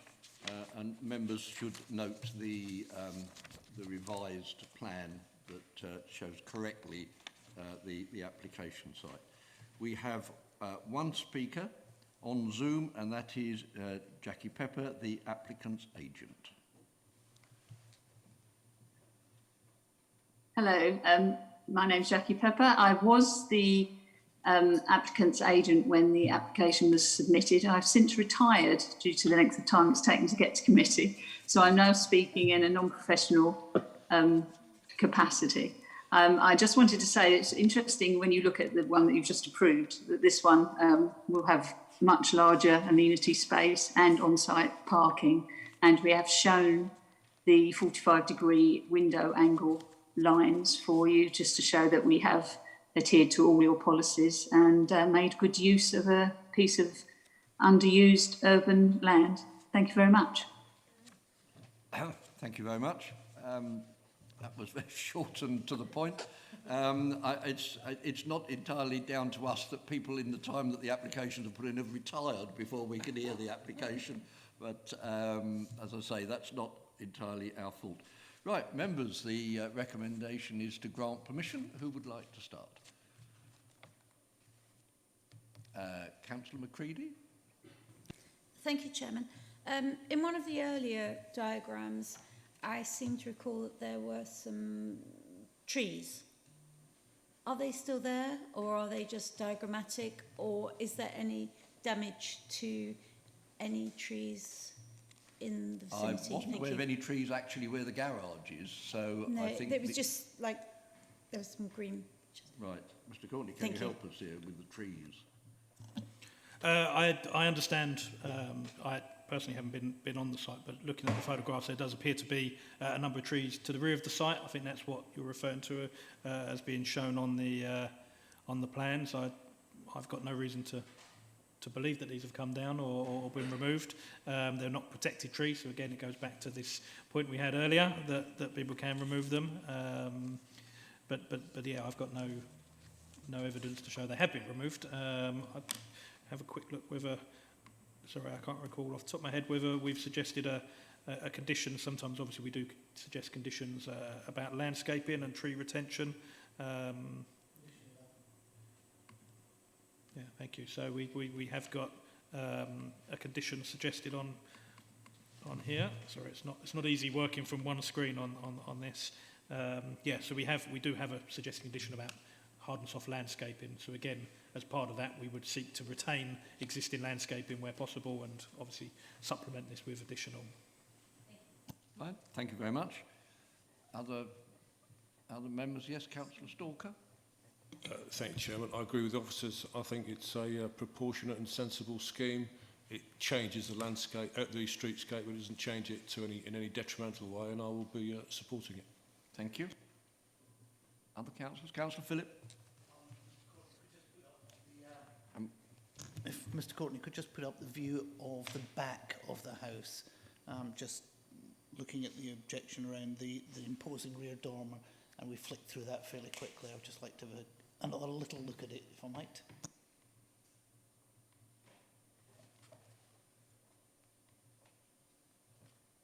So the rear, you say the rear elevation? there are no windows to the side of that rear gable, are there? No, so this would be the only side window that faces towards the neighbour at number 15. For some reason we don't have the floor plans on the presentation. I fear that may have been me deleting them rather than the officer not putting them up, so apologies for that. But I will just double check what that window is. But I'm fairly certain it's going to be a hallway window, and obviously it is even marked on the plan as obscure glazed. I just wonder whether we should put a condition prohibiting window on the side of that rear gable, because that would, I think, have an overlooking impact. Will be obscure glazed, yes? Simply that, I mean, the window shown on the plan is conditioned as obscure glazed. There's no window shown on the rear gable that sticks out into the garden. But if the owner was to put a window on either side of them, it would either look over the donor property's garden or the neighbour's garden. So I would just suggest we had a condition that prevents windows on the side of that gable. And if we had that, I think I'm completely happy. Would you be happy with that, Mr. Courtney? Yeah, I've got no problem adding that. I mean, obviously, I think actually, Councillor Philip, you yourself, if I remember rightly, pointed out that obviously any windows under permitted development have to be obscure glazed. But yeah, I mean, it's a standard condition. And just to confirm, actually, that's a bathroom window, that one that's on the side, which is why it's obscure glazed. So it would be obscure glazed anyway. Okay. Are you happy with that, Councillor Philip? All right. Thank you. Having cleared that one up, members, the recommended decision is to grant permission with conditions. All those in favour, please show. Unanimous, Chairman. Thank you very much. Planning permission is granted. We now go on to item 15, which is number 1624, land between 42 and 44 Ongar Road, Lambourne, Romford, which I think isn't actually anywhere near Romford, but Mr. Courtney will no doubt make that clear to us. Interestingly, I didn't include that in my presentation, but yeah, I think we all know this is Abridge, in Abridge Village, this site. Thank you, Chairman. So this, I think, last application for the night proposes the erection of 2 new detached houses on a site between number 42 and 44 Ongar Road. The application is recommended for approval, subject to conditions and a legal agreement. It is before committee tonight as there is an objection from the Parish Council and from 4 neighbours. The application site sits on a parcel of land between the 2 existing properties towards the edge of Abridge Village. The neighbour at number 42 is situated outside of the Greenbelt.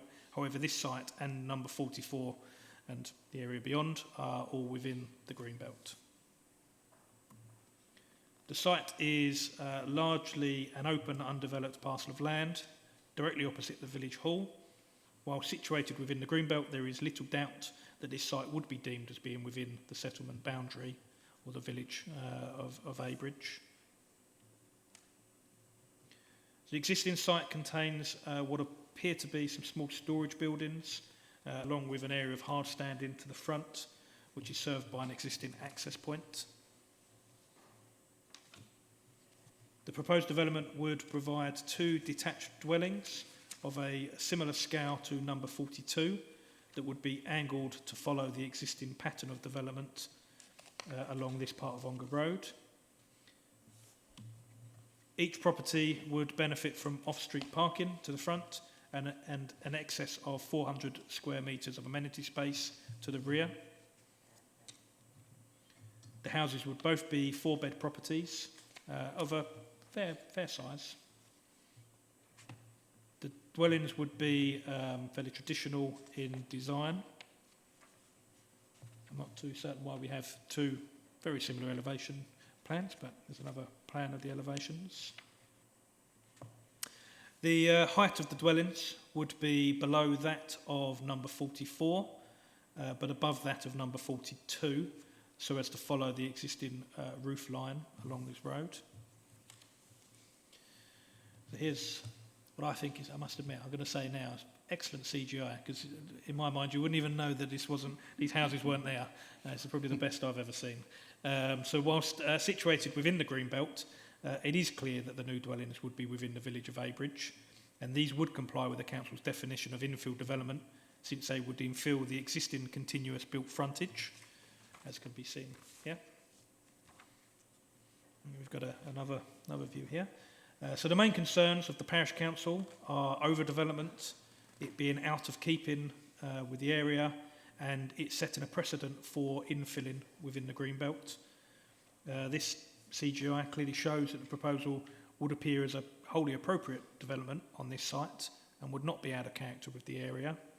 Limited infilling is a recognised exception within the Greenbelt, and therefore this proposal in itself would not set any unusual precedent. Furthermore, this particular site is fairly unique given its size, surroundings and location at the edge of the village. Neighbours have raised concerns about highway safety, loss of amenity, loss of trees and wildlife and drainage issues. However, there is an existing crossover on this site and no objections have been raised by Essex County Council to the development. Given the stationing, visual separation and design of the dwellings, there would not be any loss of amenity to neighbours. There's no objection from the council's tree and landscape officer or the land drainage officer, subject to conditions. It is also recommended that a condition be included requiring the site to provide biodiversity net gain, which actually appears to be missing from the agenda. So subject to that additional condition and those conditions listed in the agenda, along with a legal agreement, officers consider the application to be acceptable and therefore recommending approval. Back to you, Chairman. Thank you very much. We have 3 speakers. Our first speaker is Barry Holman, who is an objector and who has 3 minutes. To meet the 3-minute timing, points are being shortened as bullet points. A far more detailed presentation was submitted to the Epping Council and Planning and was requested to be put before the councillors prior to today's sitting. I actually live in 46 Ongar Road. Approval of this application will set a precedent for all future infill and expansive developments. This land is Greenbelt and development is contrary to the UK and Epping Council policy as documented on the internet 3rd September 2015 Greenbelt Review. Previous more recent refusals include 59 Blackpool Cottages on the 26th January 2021, 64 Grove Cottage vehicle access was also refused. Also EPF 1574, there was a refusal for a 2-4-bedroom infill property at Broadley Common. 2 previous individual owners of 44 Ongar Road were enforced by Epping Council to remove mobile homes sited there. Permission was granted by the council for vehicle access / exit purely for management of the garden, which was previously agricultural land and not infill. Further vehicle movements will be a hazard to the village hall, doctor's surgery and children's playground opposite. It also impacts on vehicles exiting New Farm Drive. Submitted application plan, page 17, it is clear the proposal 2 properties are set at an angle with only a corner of each meeting the building line. This is designed trying to permit squeezing in 2 properties due to inadequate road frontage. Also, adjacent properties angles number 42, etc. appear exaggerated. Please note when 44 Ongar Road was rebuilt from a bungalow to a 2-storey house, the council refused permission for any backward reciting of the building. The build totals 8 bedrooms, which is likely to result in associated high-volume resident cars and subsequent consequences to parking and exiting.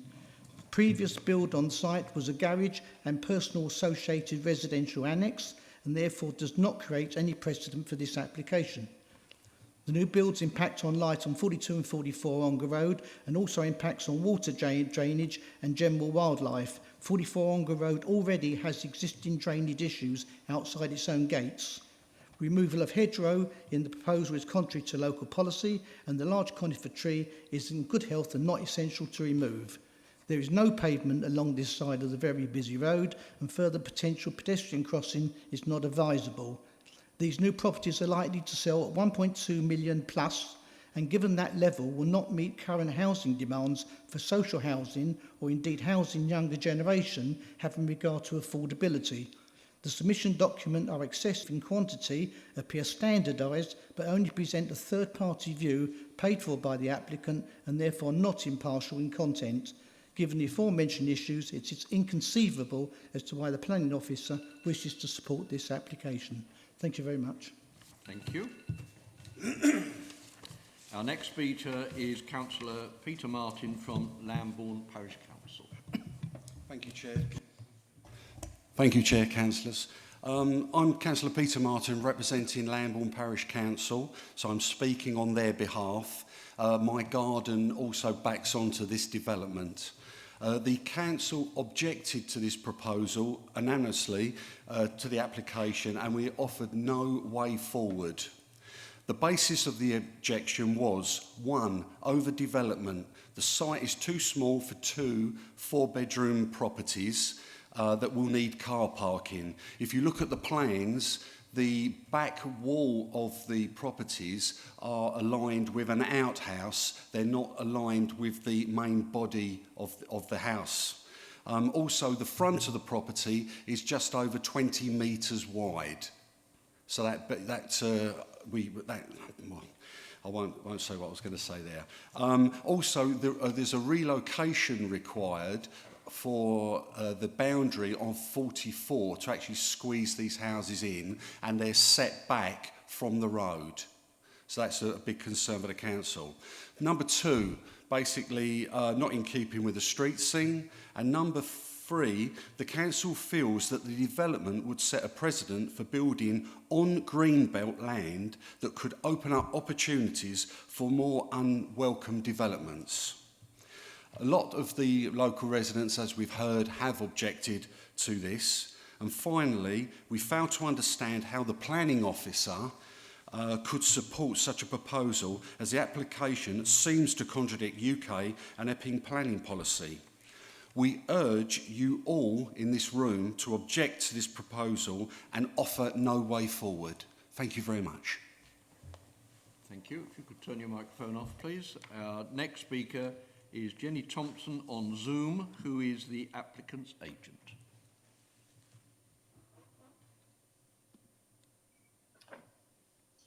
Good evening, members.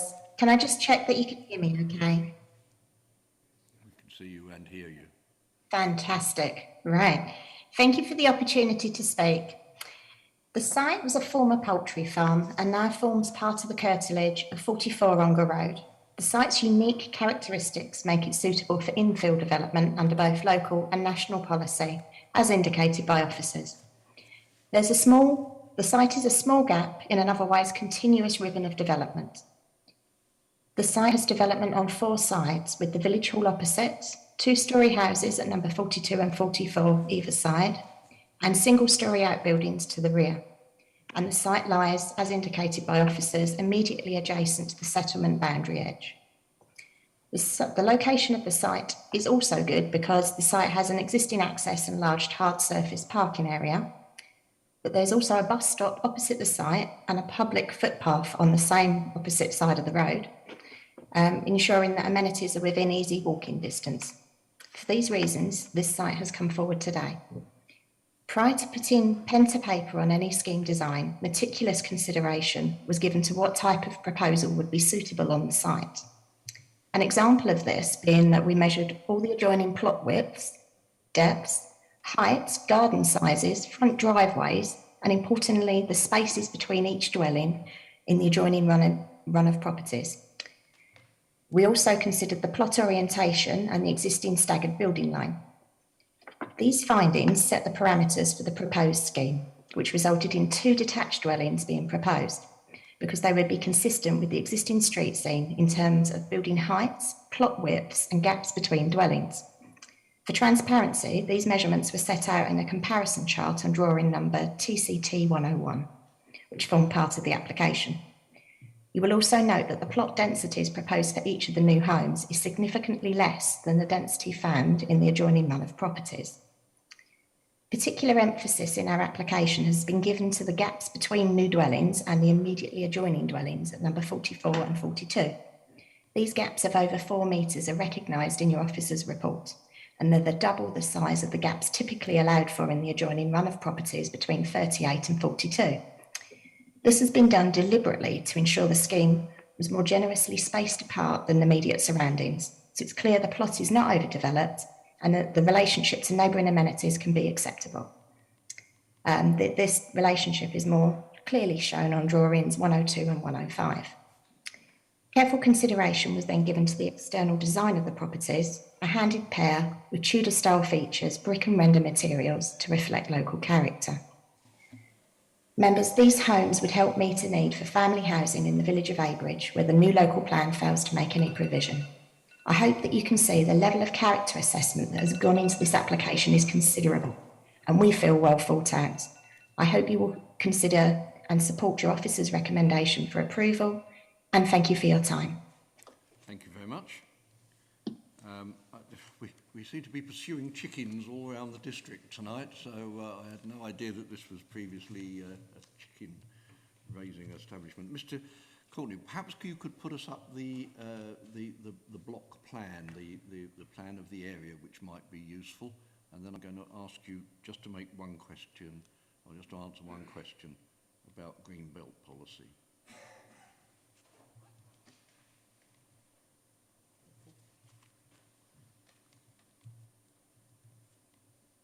There was a plan that showed the site and the surrounding area. Is it this one? Yeah.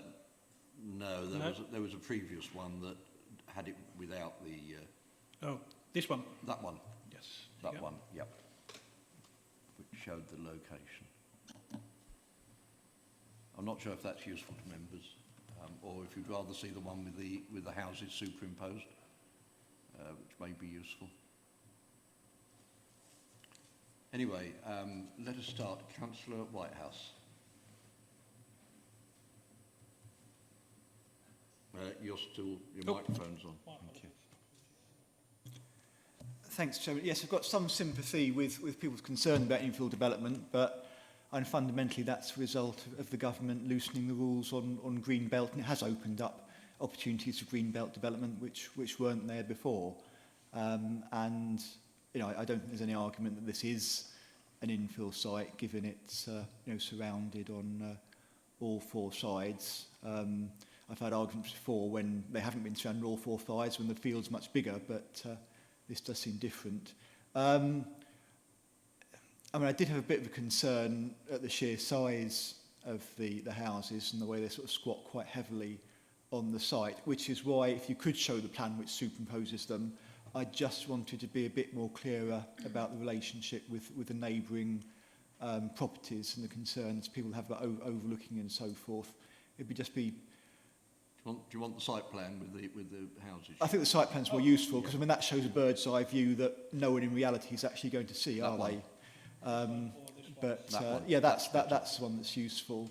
And I just wanted to clarify in terms of overlooking what the flank windows on the side were fairly small, weren't they? Are they obscure glazed, and they don't, do they or don't they affect any windows in the neighbouring properties?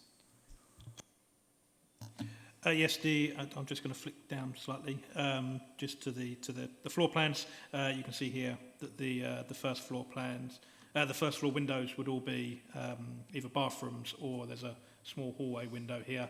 Again, I can't check because I'm showing my screen, but I'm not sure whether we've put the standard condition on about obscure glazing, but certainly if we haven't, then we certainly can about those. Right, thank you. Councillor Jones. Thank you. Sorry, could you just go back to that previous slide 66? I think it was your slide 66. Yes, that one. Yes.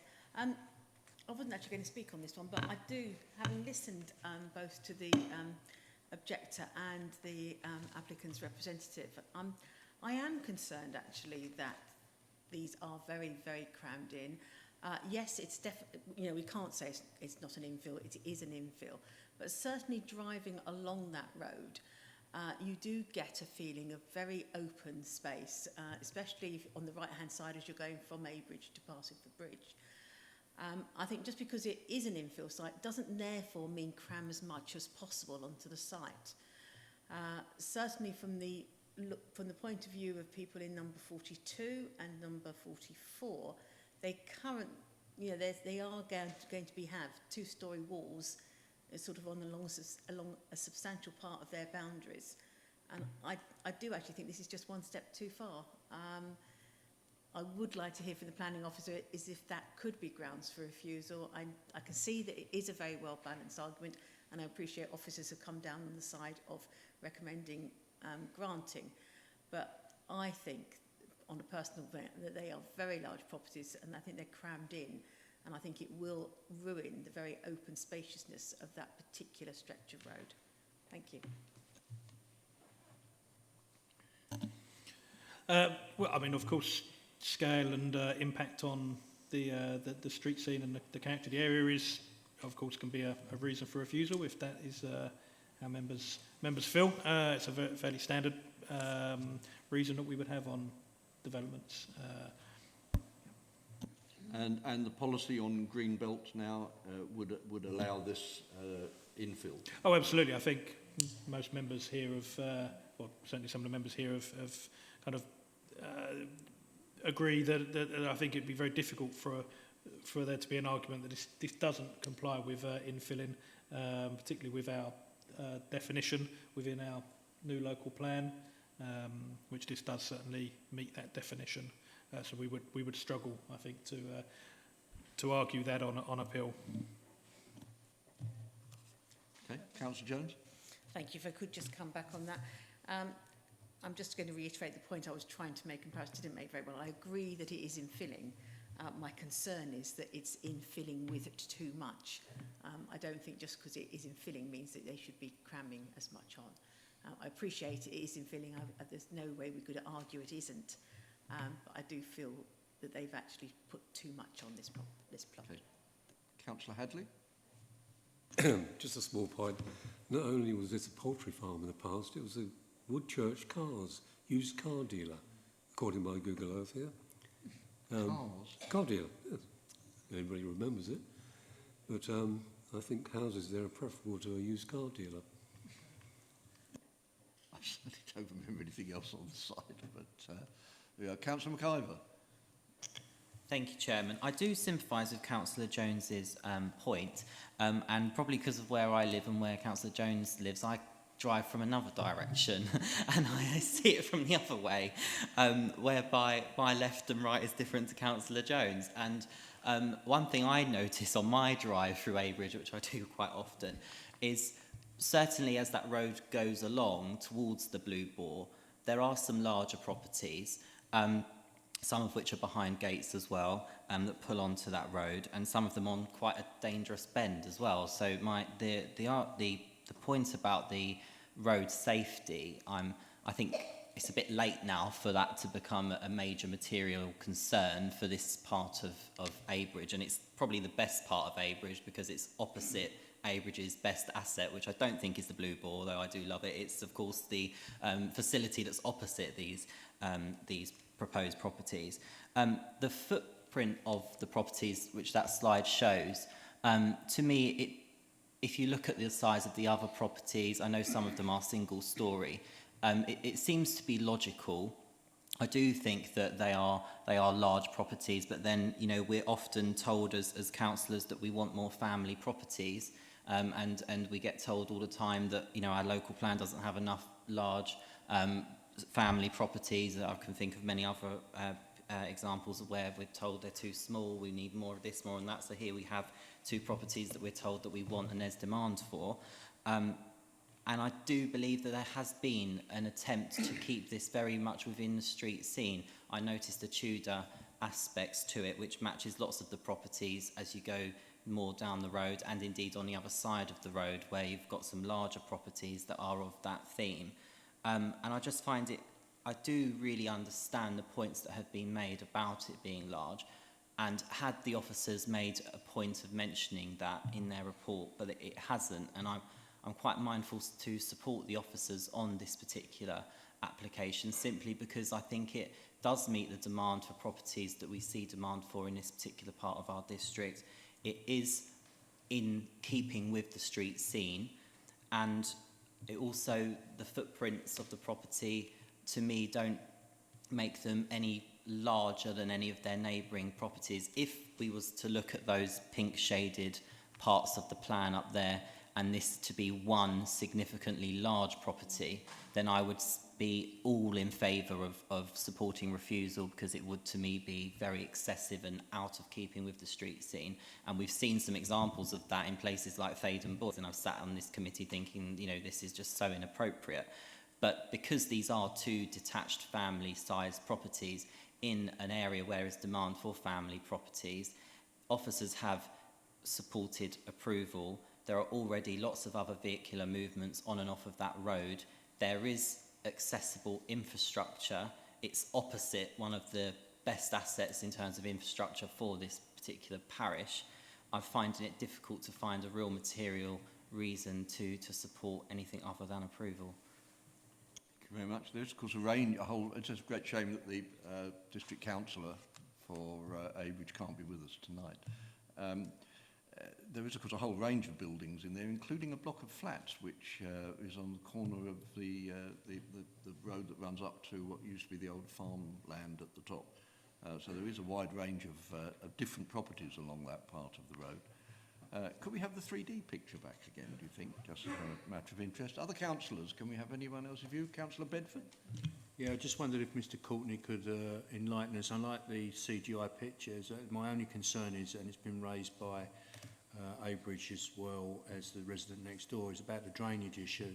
I'm just wondering if the materials used for the driveways, if there was any condition we could put on there that they must be permeable materials, not necessarily hard concrete, hard standing, so the water accumulates in that area. I'm trying to look through the conditions to see if there was one actually on there, but the only one that's there is about no loose bound material within 6 metres of the highway to stop it being transferred to the highway. I just wondered if there was anything Mr Courtney could advise that we may word in as a condition regarding the surface area to allow for suitable drainage. Again, I'm at a slight technological loss to check, unfortunately, because I'm sharing. I'm surprised, is there not a surface water drainage condition on there? I know that land drainage... Oh, thank you very much. So I know land drainage raised no objections subject to conditions, so it would be plenty expected. of conditions on this one. There's a lengthy list of conditions. Yes, thank you very much. So condition 18 is about surface water disposal, and that would cover this. I mean, if you were inclined, we could put a specific condition on about that, but it would be covered by that. Yeah. As long as it's covered, I just want to make sure, because the CGI actually makes it look like it's a concrete hard surface. Yeah, thank you. Okay. Other councillors? Okay, in which case the recommended decision is to grant permission with conditions. All those in favour, please show.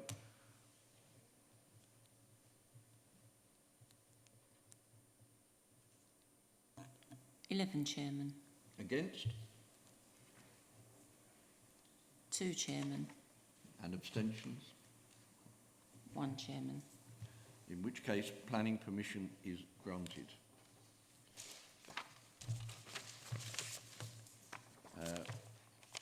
Members, the only other item on the agenda is exclusion of public and press, and I take it we have no items that are going to need that. Can I congratulate officers on the fact that the technology seemed to work tonight in a way that it certainly hasn't been working for the last few meetings. So I'd like to thank officers for that, and to everyone else. And I declare the meeting closed at 9:10.